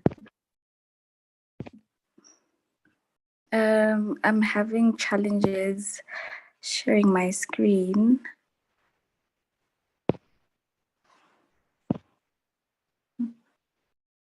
I think I'll just send the slides later. I'm unable to share my. Thank you. Yeah, just proceed. Thank you. Thank you. Honorable members, my name is Kanyisa Nhlabati. I am a SADC Youth Parliamentarian of Eswatini from the Southern African Youth Forum. It is such a great honor and a rare privilege to present before you a critical issue that resonates deeply with the heart of Africa's future. It is a topic that not only tugs at our collective conscience, but also carries profound implications for the socio-economic well-being and progress of the entire SADC region. My topic of discussion is what measures can the Parliament take in alleviating poverty as a primary factor drawing children out of school, particularly in areas with high poverty rates. So in the next moments, we will journey through the layers of this complex challenge, uncovering the manifold dimensions of educational deprivation and exploring the innovative solutions that hold promise to transforming lives, communities, and the very landscape of the Southern African development community. Education, therefore, must be viewed as an investment in the citizens. My presentation is structured as follows. First, we will look into the significance of education and why child dropouts should be a concern. Secondly, we will highlight the areas with high poverty rates in the southern region. Thirdly, we will run through the causes of school dropouts primarily due to poverty. Then additionally, we'll appreciate the advances that have been made by the respective governments to alleviate education poverty. And ultimately, we will delve into the measures that the Parliament can propose in an attempt to alleviate poverty in this regard. Education is a human capital that empowers individuals to be more productive. As a crucial competency, education is enormously instrumental in improving economic prospects for countries, and in essence, education is linked to economic growth. And as stated in the SADC Protocol on Education and Training, Chapter 3 and Article 5, primary and secondary education provides the critical foundation upon which tertiary education is built, and therefore it is important to improve and sustain the educational standards of primary and secondary levels. This is why we as a region align with the Education 2030 agenda adopted in 2015 to ensure inclusive and equitable quality education and promote lifelong learning opportunities for all. As is the case with many global communities, SADC also has a fair share of areas with very high poverty rates, and these countries include the Democratic Republic of Congo, DRC, the Republic of Madagascar, Malawi, and Mozambique. Amongst the many challenges that perpetuate school dropout as a result of poverty, we have a lack of motivation or no use for it. Unfortunately, in as much as education has the power to unlock massive doors and opportunity for economic growth, its benefits is not instantaneous or momentary. It takes time, patience, and endurance to eventually materialize. And this often serves as a point of demotivation for children and families living in marginalized societies, because all they are looking for are means to meet their most basic of needs. Teenage pregnancy and child marriages, which is a phenomenon that is deeply entangled in the complex web of societal norms. It is in fact a devastating manifestation of poverty that reaches far beyond economic deprivation, inherently robbing children of their innocence, their dreams, and their rightful futures. High costs. In countries like Malawi, where education is a financial responsibility of the parents or guardians at certain points, the financial strain it causes on the already deprived homes serves as a chief facilitator for school dropouts. And lastly, we have conflict. As is the case in the DRC, conflicts most often than not result in the displacement of families and communities. Displaced children tend to face disruption in their education as they are forced to leave their homes and schools, inherently making it difficult to continue their studies. In some conflict situations, armed groups may forcibly recruit children, preventing them from attending schools, thus putting them in grave danger. At this juncture, we will now browse through the remarkable advances that the respective governments have made in their relentless pursuit to mitigate the challenges of education poverty.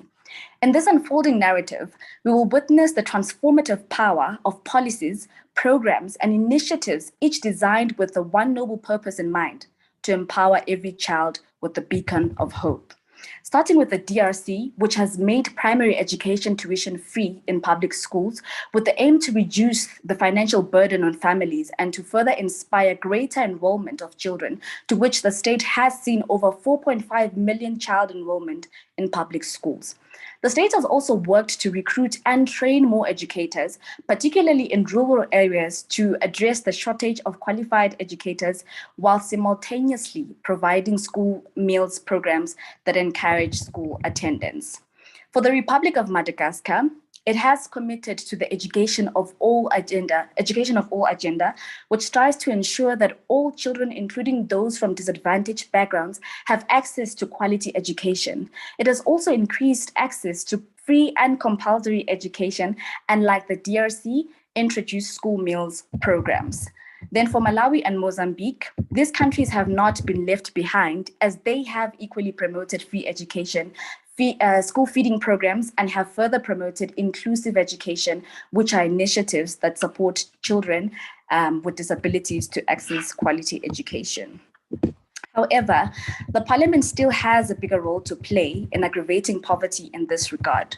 Some of the measures that the Parliament can put up in an attempt to alleviate poverty are: first, we have the adoption of the re-entry policy. This is the policy that allows girls who have dropped out of school due to pregnancy or early marriages to return to school after giving birth or getting married. This policy aims to provide opportunities for these young girls to continue their education and inherently reducing the barriers they face and promoting gender equality. SADC member states that currently have these policies in place are the Republic of Botswana, South Africa, Zambia, and Zimbabwe, to which these countries can learn from. The second recommendation is education advocacy and sensitization in the rural areas.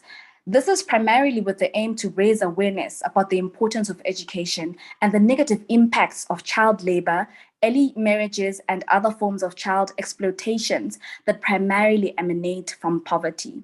It also includes legislative reforms that seek to review and amend existing laws in order to ensure that they protect children's right to education and take into account the challenges that are faced by children in poverty.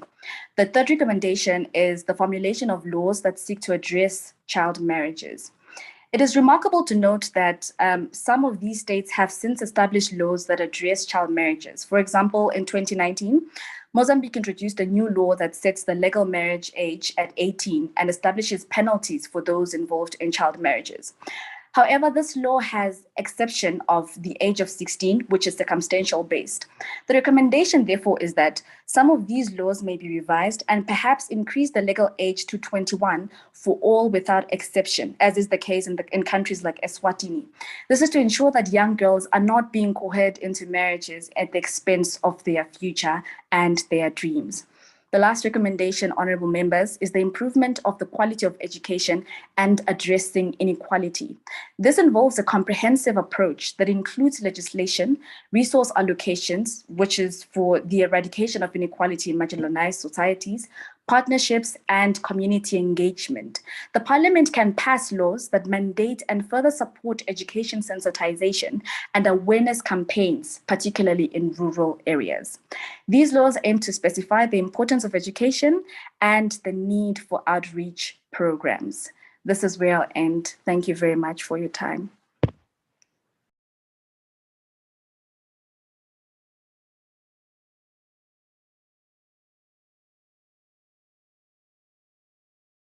Thank you very much for the presentation.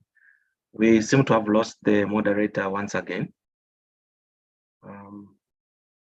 Looks like we have exhausted the presentations, but Chair, I would hand over to you so that perhaps the members can give input in some of the presentations that have been made. Over to you, sir. Yeah, maybe I think just assume the role of the moderator whilst we are still waiting for him. And let me just also confirm, check whether the first presenter was able to present.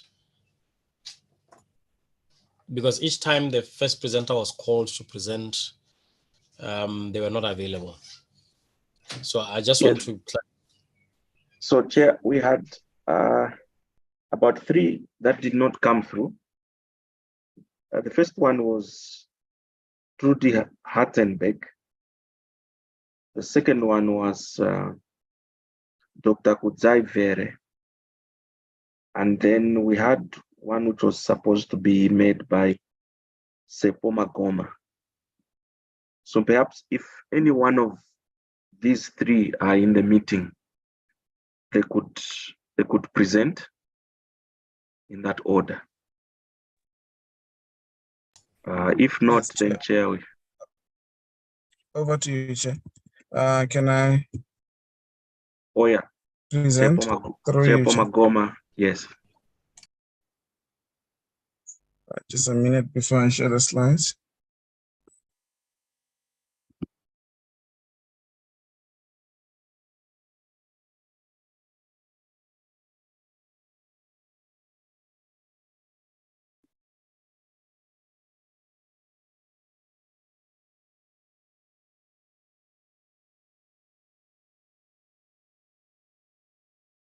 Yeah, please let me know if the slides are visible. Yes, they are. Yes, thanks, colleagues. Yeah, thanks, colleagues. I'll be talking about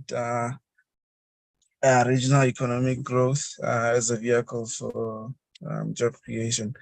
So thank you once again. My name is Sapa Mahoma. I'm the head of business innovation and entrepreneurship at SAYOF. This will be my submission today. In a nutshell, I would also like to just cover some basics so that people can really understand what my topic is about. So when we talk about regional economic growth, we are looking at output growth and also the employment levels that are amongst the factors that we measure the macroeconomic performance of the economy. So when we're looking at the contribution of youth to economic development, we have noticed that in recent years, the youth in economic development has come under scrutiny. So this raises a question on whether, young people are capable of driving economic growth and whether they are doing what is enough to ensure that the economy is really thriving. So my submission today, ladies and gentlemen, is that we really need to ensure that young people are part of the economic growth because they embody several factors such as technology, the energetic, the entrepreneurial, and well-educated. And these factors can give the youth the ability to drive innovation and economic growth. So when you look at the unemployment in the region, it has grown quite significantly. When you look at countries like Zambia, Botswana, Namibia, Eswatini, and also South Africa, there is a huge deficit in terms of the rate of the unemployment that has grown since the 1980 to 2019. So we really need to ensure that as SADC, we come up, as a Southern African region, we come up with youth employment policies, that really address some of these critical challenges, because this can lead to, frustration and disengagement of young people in the society. When you look at the challenges that are faced by youth in the economic development, you can't leave the fact that the unemployment, the low quality and also the labor market inequalities are the part of barriers that are actually ramping the young people. When you talk about the lack of access to education and training, that is also another major challenge, as well as lack of access to capital for young people that actually want to venture into entrepreneurship. So these are often some of the challenges that we have in the SADC region that we need to really address. So in terms of when we look at how young people can also contribute to the economy, we're looking at us realizing that young people are the key economic driver that can contribute to the value creation and also the innovation. We also want to look at ensuring that young people really shape our society and also become part of the social change. When you look at the EFTA, it really provides young people in the African context in terms of creating a huge potential, for them to harness the power of young people to realize this potential. This gives young people the immense opportunity to really drive the economic development. Thus, we really need to find out how can we ensure that young people, participate in all the wealth creation models such as the EFTA. So one of my key recommendations to the House today is that, policymakers and business leaders, they need to recognize the potential of young people as economic growth drivers. There's a need for us to develop timely programs that continually equip young people to participate in trade or in businesses, thereby equipping them with the necessary skills and knowledge so that they can engage effectively in trade. We also need to invest in education and training, thus creating opportunities for entrepreneurship and provide support for young people to enter in the workforce. We also need to look at implementation of supportive frameworks, policies, and investments to ensure youth participation in various forums. We also need to provide access to trade information. Also, thereby enhancing trade information is quite critical because it promotes transparency and it also ensures that young people can actually gain the right information that allows them to really participate in the economy. We also need to ensure that we give young people access to trade finance and we give them the right education, because it's quite vital for all businesses of all size, as it can help them to mitigate risks and also enhances trade partners. And this will also enable young people to freely participate in trade opportunities. Without a waste of time, I will end it here. Thank you, Chairperson.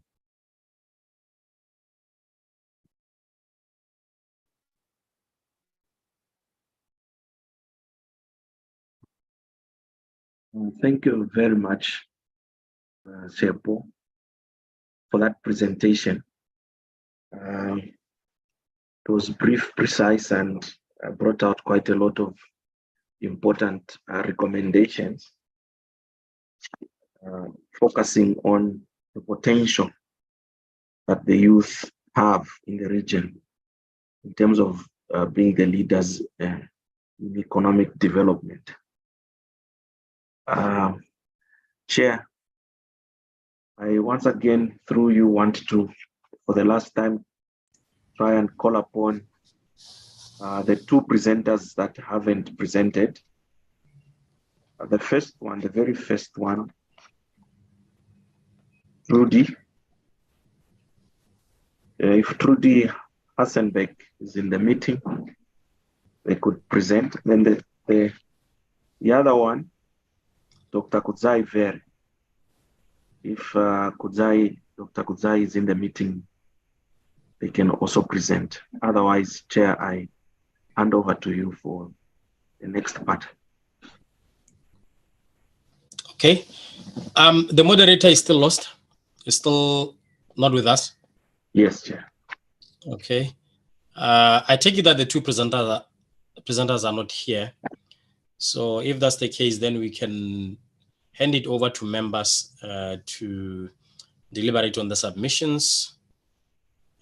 Each member shall be given strictly 3 minutes if they wish to speak to all or some of the submissions that had been just made by presenters. Over to you, honorable members. I know it's been a long day. We have started as early as 9. Agenda bit restarted at 11. Agenda started again at 2. Honorable members.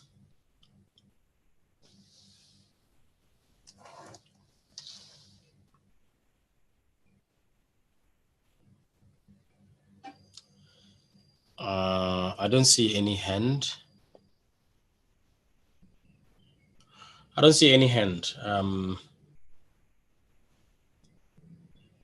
I don't know if it's a sign that the presentations were precise and straight to the point, and that they understood and concur with the submissions. So if that's the case, I don't know, the Secretariat will advise us on the ICT feedback questionnaire. Thank you very much, Chair. Indeed. There's actually a hand. Is this honorable member from Angola? Okay. Yes, I recognize the hand. I'm unable to see. I just see that is Honorable Regina Esperon. Please Thank you, Mr. Chair. From Seychelles, right?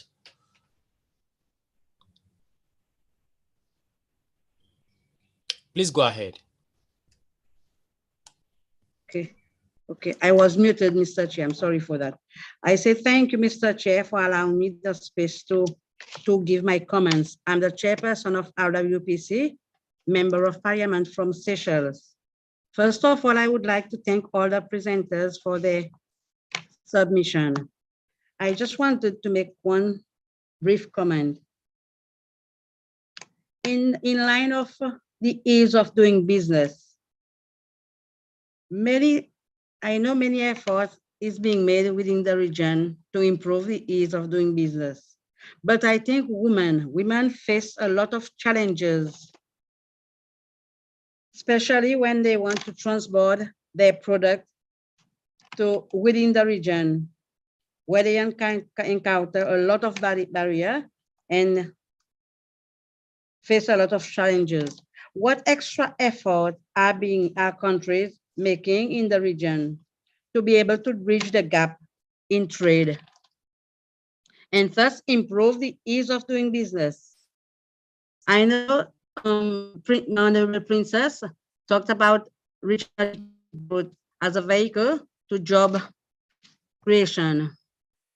Access to funding is very important for free movement of people, to allow them to access other countries to be able to market their products. And one of the submission talked about how to allow these clients to be able to go outside of their country to be able to compare their product with other regions. I think that capacity building is very essential to be able to capacitate the people to learn, to get new knowledge, and especially when it comes to ease of doing business. And I think that effort has to be made in the region to be able to capacitate our members, to be able to help their people, especially in the ease of doing business. I will agree that yes, it is a cross-cutting issue. The issue of trade is cross-cutting. It affects gender, youth. I know that at the beginning of the presentation, it was pointed out that only one country, which is Madagascar, that has not domesticated the protocol on trade. But I will urge SADC to encourage every country to domesticate the protocol on trade and to implement the SADC protocol on trade. Mr. Chair, I thank you for giving me the space.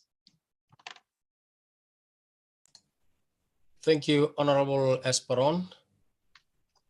I don't know if there are other comments and whether there is a reaction from particularly a presenter who touched on issues affecting women.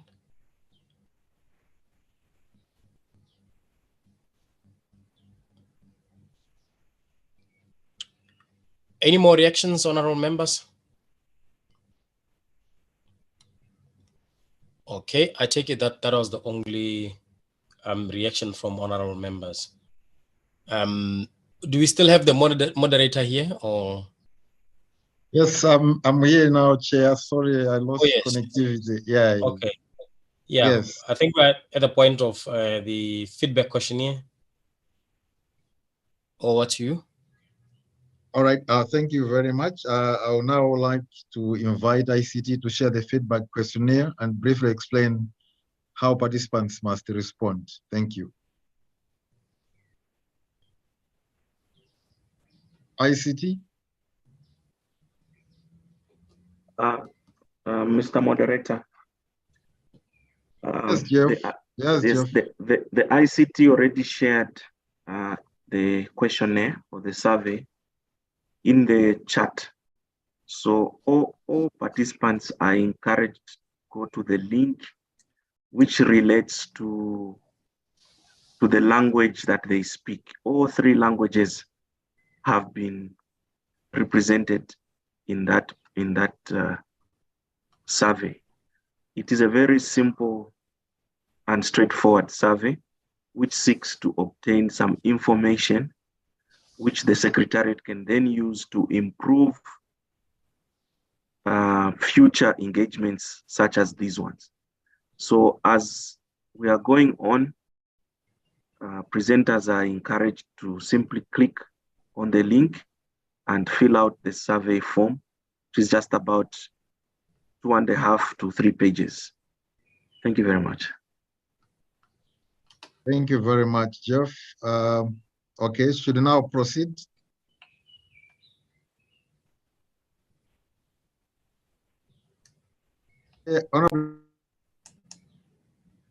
Honorable Chairperson. Yes. We have exhausted all the reactions, right? Yeah, I'm trying to get to. Yes, I think we have exhausted all the presentations.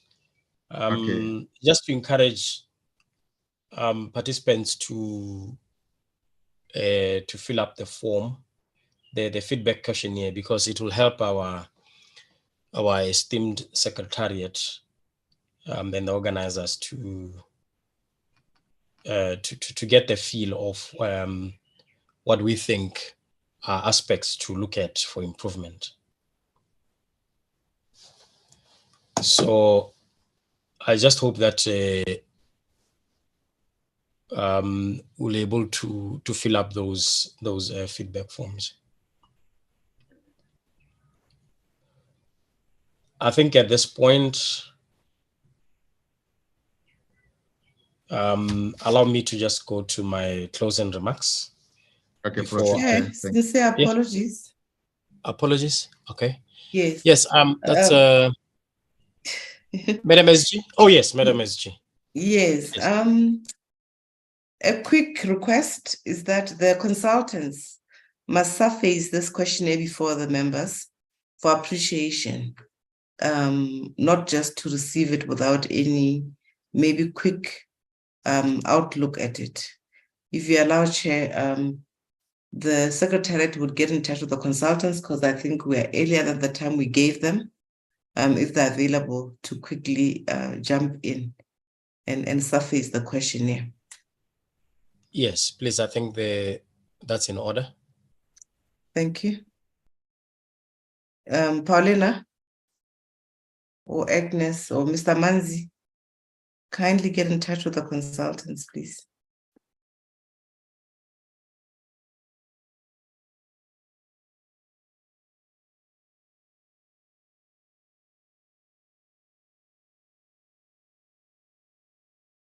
Maybe as they come through, Chair, I could just give a little bit of background for the benefit of our members. Just okay, SG.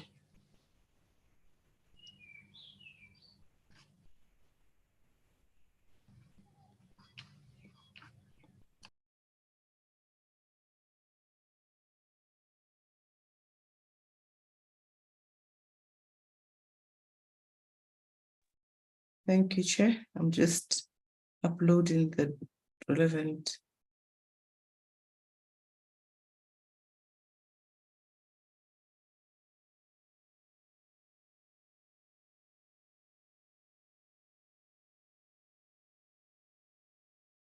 Chairperson, thank you for giving us this opportunity. Honorable members, as you're aware, our strategic plan that has been running for the past 5 years comes to a close this December in 2023. 1st of January 2024, we should be starting a new phase of our strategic plan. And as good practice dictates, it is important that all stakeholders who are going to own the process of the strategic plan, own the content of the strategic plan, are consulted in order to ensure that the direction of the Secretariat is dictated by themselves, or the pathway towards ensuring that we are relevant and focused in the next 4 or 5 years is something that you've looked at. So there's been a bid that was sent out, shortlisting that was done, and a recruitment process that led to the SADC Parliamentary Forum signing a contract with Headhunters International. They are the ones who are on the ground and are going to be engaging with yourselves individually and also engaging with various stakeholders of the SADC Parliamentary Forum. Allow me to indicate, honorable members, that had we had any choice, would have had this process face-to-face, or would have had this process being held outside a process such as this one, where you're dealing with public hearings and committees. Unfortunately, because of operating in a poor resource setting, we have had to integrate this process, and it means that we will be depending a whole lot on you, honorable members, to be able to fill in the forms, submit them, and also for our parliaments to assist us, given that the institution of parliaments also has staff of parliament and other stakeholders that we sit with. I've given that background, and the areas of intervention that are included for the strategic plan don't deviate from what ordinarily the Constitution dictates in terms of what we need to deal with, or the projects that we've been dealing with. As you know, there's continuity in any organization. There's continuity in terms of global discussions, what parliaments deal with. Some of the issues are repetitive. So this is what we have set out for the consultants to look at, and they have a method that they're using that will allow us to guide them in terms of narrating the story of SADC-PF, where we are currently, and being able to take your vision and areas of interest into this next strategic plan. We have set out these deliverables for them, which are very basic, that they must identify key strategic objectives for the next 5 years of the forum.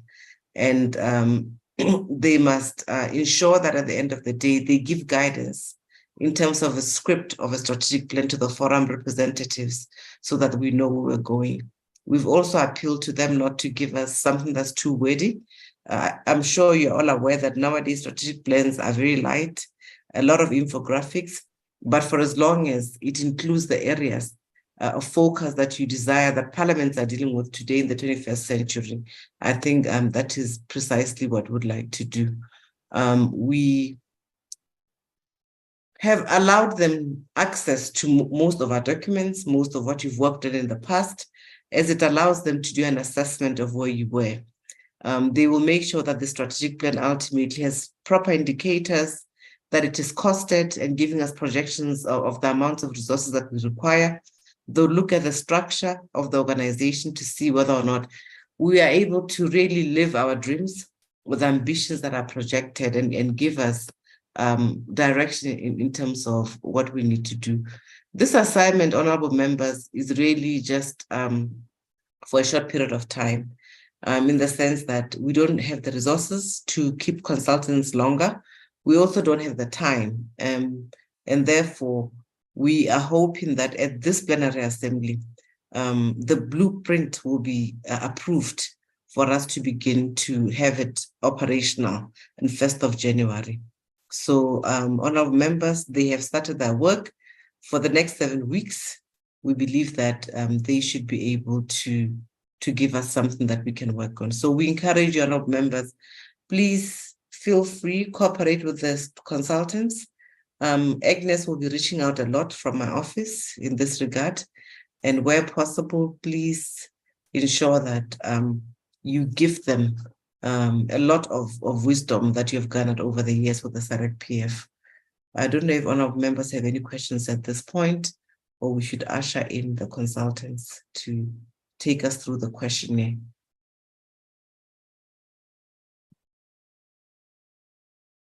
Yeah, I think we can go ahead with ushering in the consultants.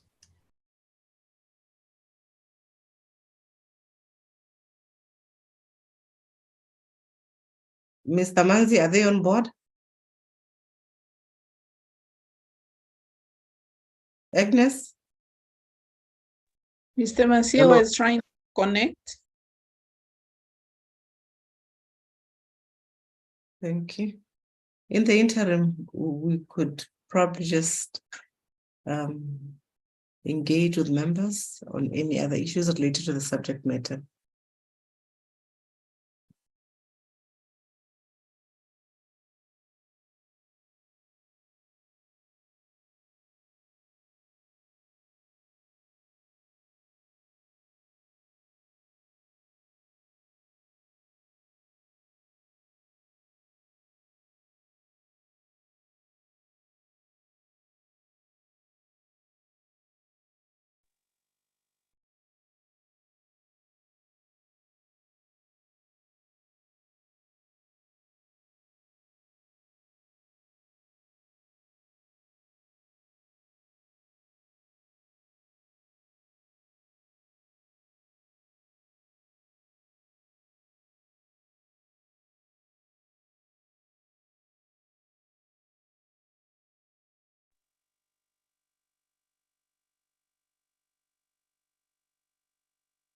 Agnes, kindly share the questionnaire. Oh, there's a hand from Angola, Chair.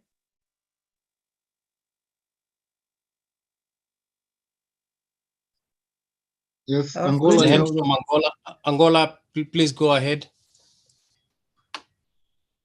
Muito obrigada, senhora secretária-geral, senhora vice-presidente da comissão.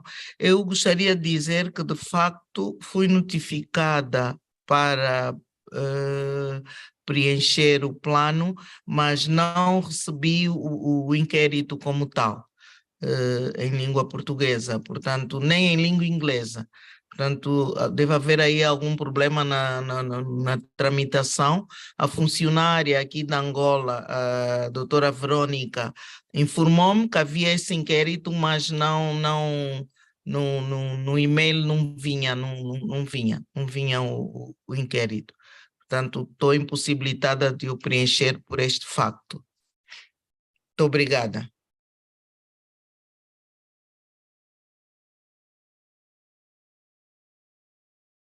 Thank you very much, Honorable Mendes.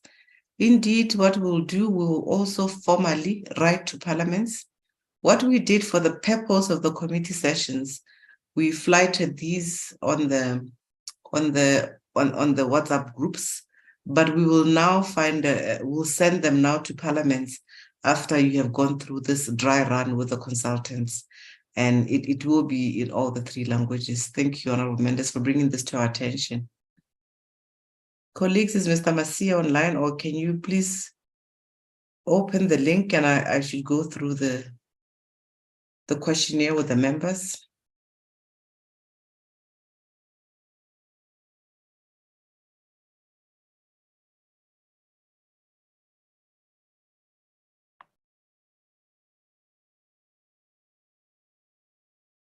Good afternoon. Oh, go ahead. Thank you very much. Yeah, my apologies. I think there was a small issue with my network. Good afternoon to all honorable members. My name is Makawe Masie. I'm a senior partner at Headhunters. I would like to, first of all, thank you for the opportunity to engage with you. As you may know, the SADC PF is sort of coming to an end with regards to its 2019 to 2023 strategic plan, right? And as such, it is now in the midst of developing a new 5-year plan that will run from 2024 to 2028.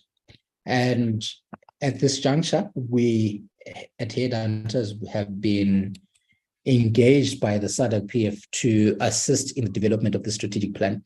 And so what I wanted to do was first and foremost introduce ourselves to you so that you understand the role that we play and who we are, as well as just quickly go through the questionnaire with you. At any point in time, please feel free to stop me and we can ask any points or any questions that you may have so that we have clarity and we are in sync in terms of things that we need to do and the assistance that we desire to get. Is that okay?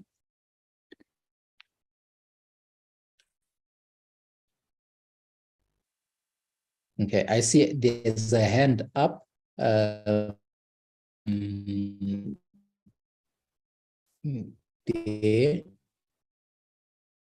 I think it's coming from Angola. Yes, please go ahead if you've got a question or comment.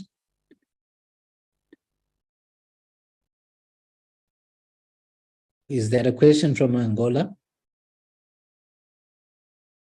It must be an earlier hand. Yeah, it must be an earlier hand. I don't know if she was able to get it in Portuguese.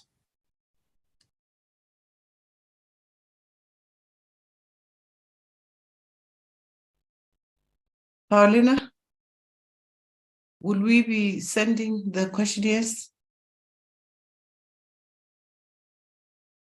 We will send them for the purpose of the presentation. May we kindly go through with interpretation?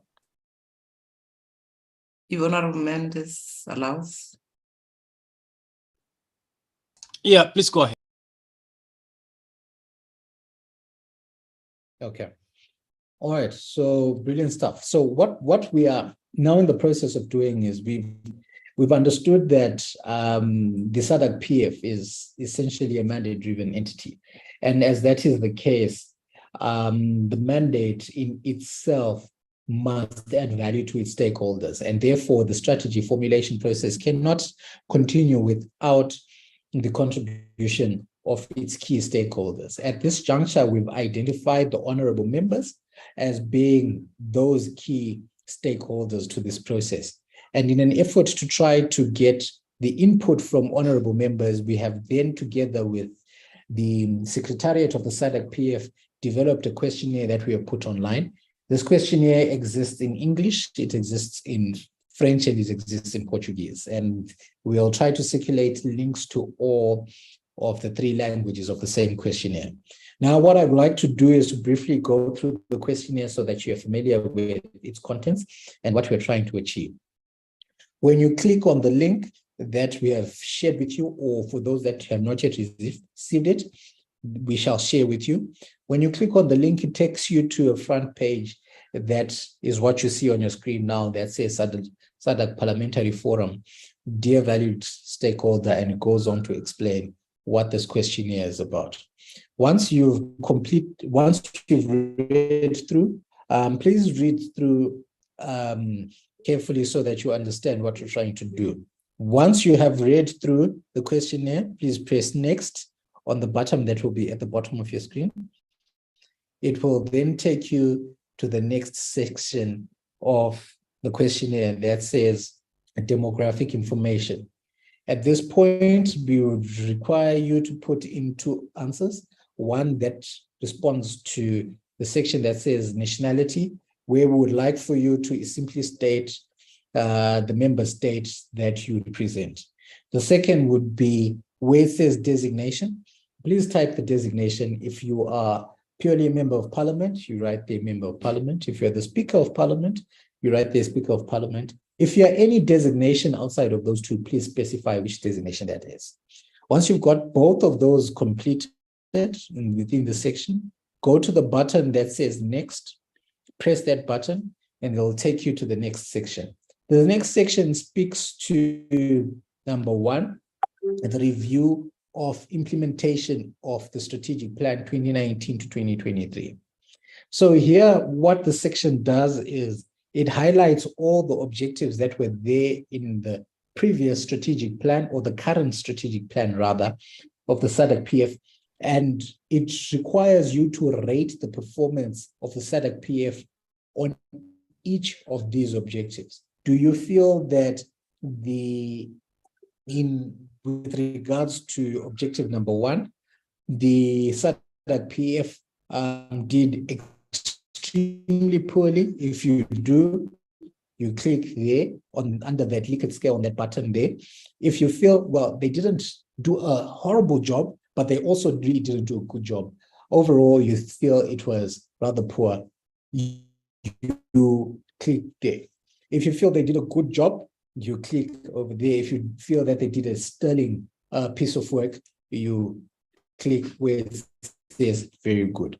And we would expect you to replicate this for each of the objectives that have been articulated in this question. For question number two, under the same section, we would like for you to rate the outcomes of the strategic plan implemented from 2019 to 2023 as a percentage. And please tick the appropriate box here, where the lower the percentage, the less satisfied you are with the outcomes that we achieved through the implementation of the SADC-PF strategy. The higher the percentage rating, the more satisfied you are with that. So you click the appropriate box as you may see fit. If you feel that you've made a mistake, you can press the button that says clear section and you start all over again. But now for this particular question, we would like you to provide us with insight relating to why you chose the specific rating range that you did.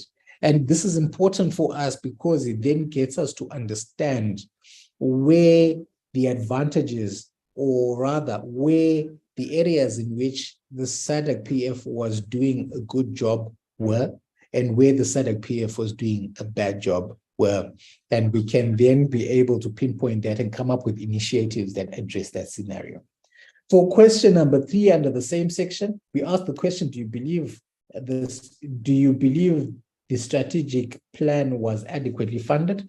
And here you can state yes or no in terms of your response. Question number four, do you believe there were challenges in the execution of the SADC-PF strategy? And you can pick yes or no depending on your perception. If you picked yes, we would like for you to then now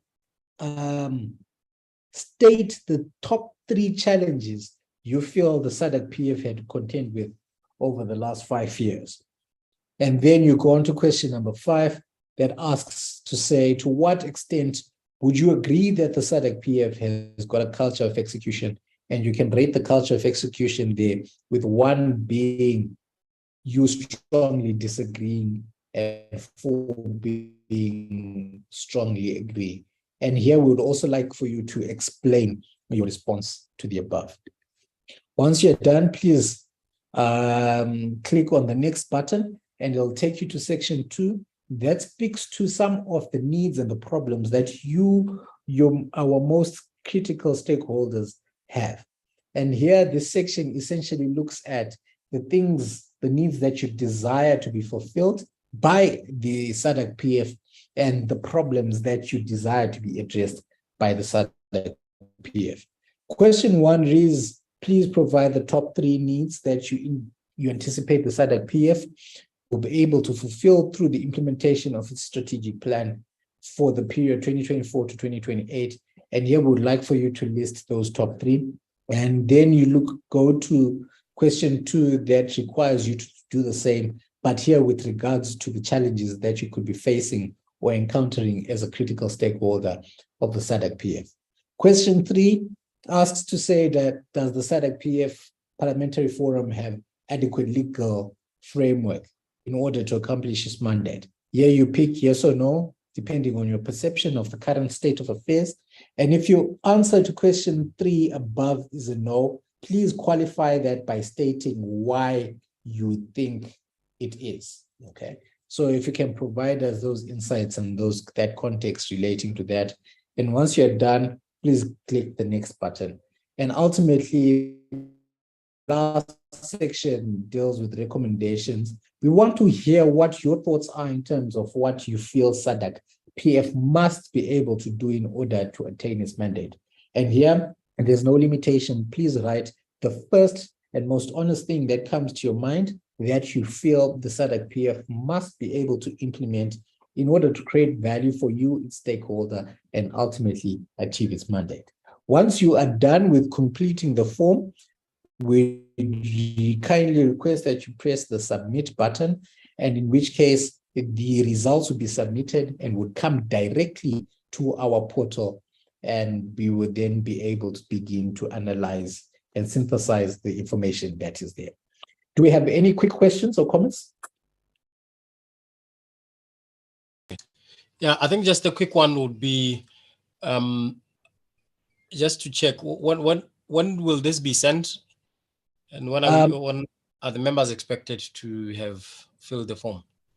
Thank you very much for that question. We expect that members should have concluded and completed the form by or before the 20th of this month. So before or by Friday of this week. Okay. Yeah, no, that's fine. That's fine. I don't know if there are any other questions, members.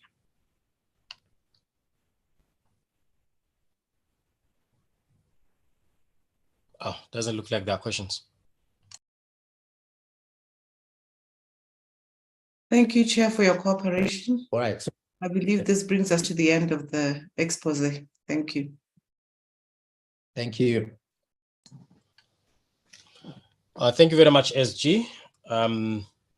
Let me just encourage members to fill up this form. It's very, very important feedback that we must give to the consultants so that at the end of the day, we take our organization to greater heights.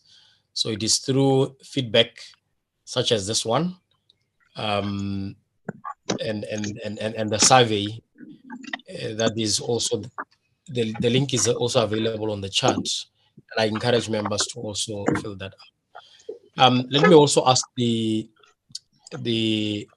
members from SADC parliaments to especially encourage their members to participate in this important process, so that they send them reminders to fill up this questionnaire by Friday. So having said that, I don't know, the moderator, if this committee secretary, if I should go to my closing remarks before yes, we Chair, go you go to your closing remarks and officially close the meeting. Thank you. Can members who are not muted, please mute your microphones. It's been a long day. Distinguished members of the SADC PF Standing Committee on Trade, Industry, Finance and Investment, members of Parliament from SADC National Parliaments, Your Excellency, Ms. Buemo Sekoma, Secretary General, SADC PF, SADC citizens from across the region, representatives of civil societies, organizations, representatives from partner organizations, SADC PF Secretariat staff, and SADC staff, national parliaments, distinguished participants, ladies and gentlemen, good afternoon. I know it's been a long day and you are tired. At this juncture, I wish to express my profound gratitude to you all for sparing your time to participate in this public hearing. I wish to sincerely thank the organization and individuals who made submissions and have ably presented them to the committee today. Your views and insights will help to shape the strategic direction of the committee as well as the SADC PF plenary, which is the highest decision and policy-making body of the forum. Let me assure you that the decisions of the plenary assembly do not die there, but are channeled to the SADC member states through national parliaments for appropriate action. SADC member states are looking for workable solutions to their current economic difficulties.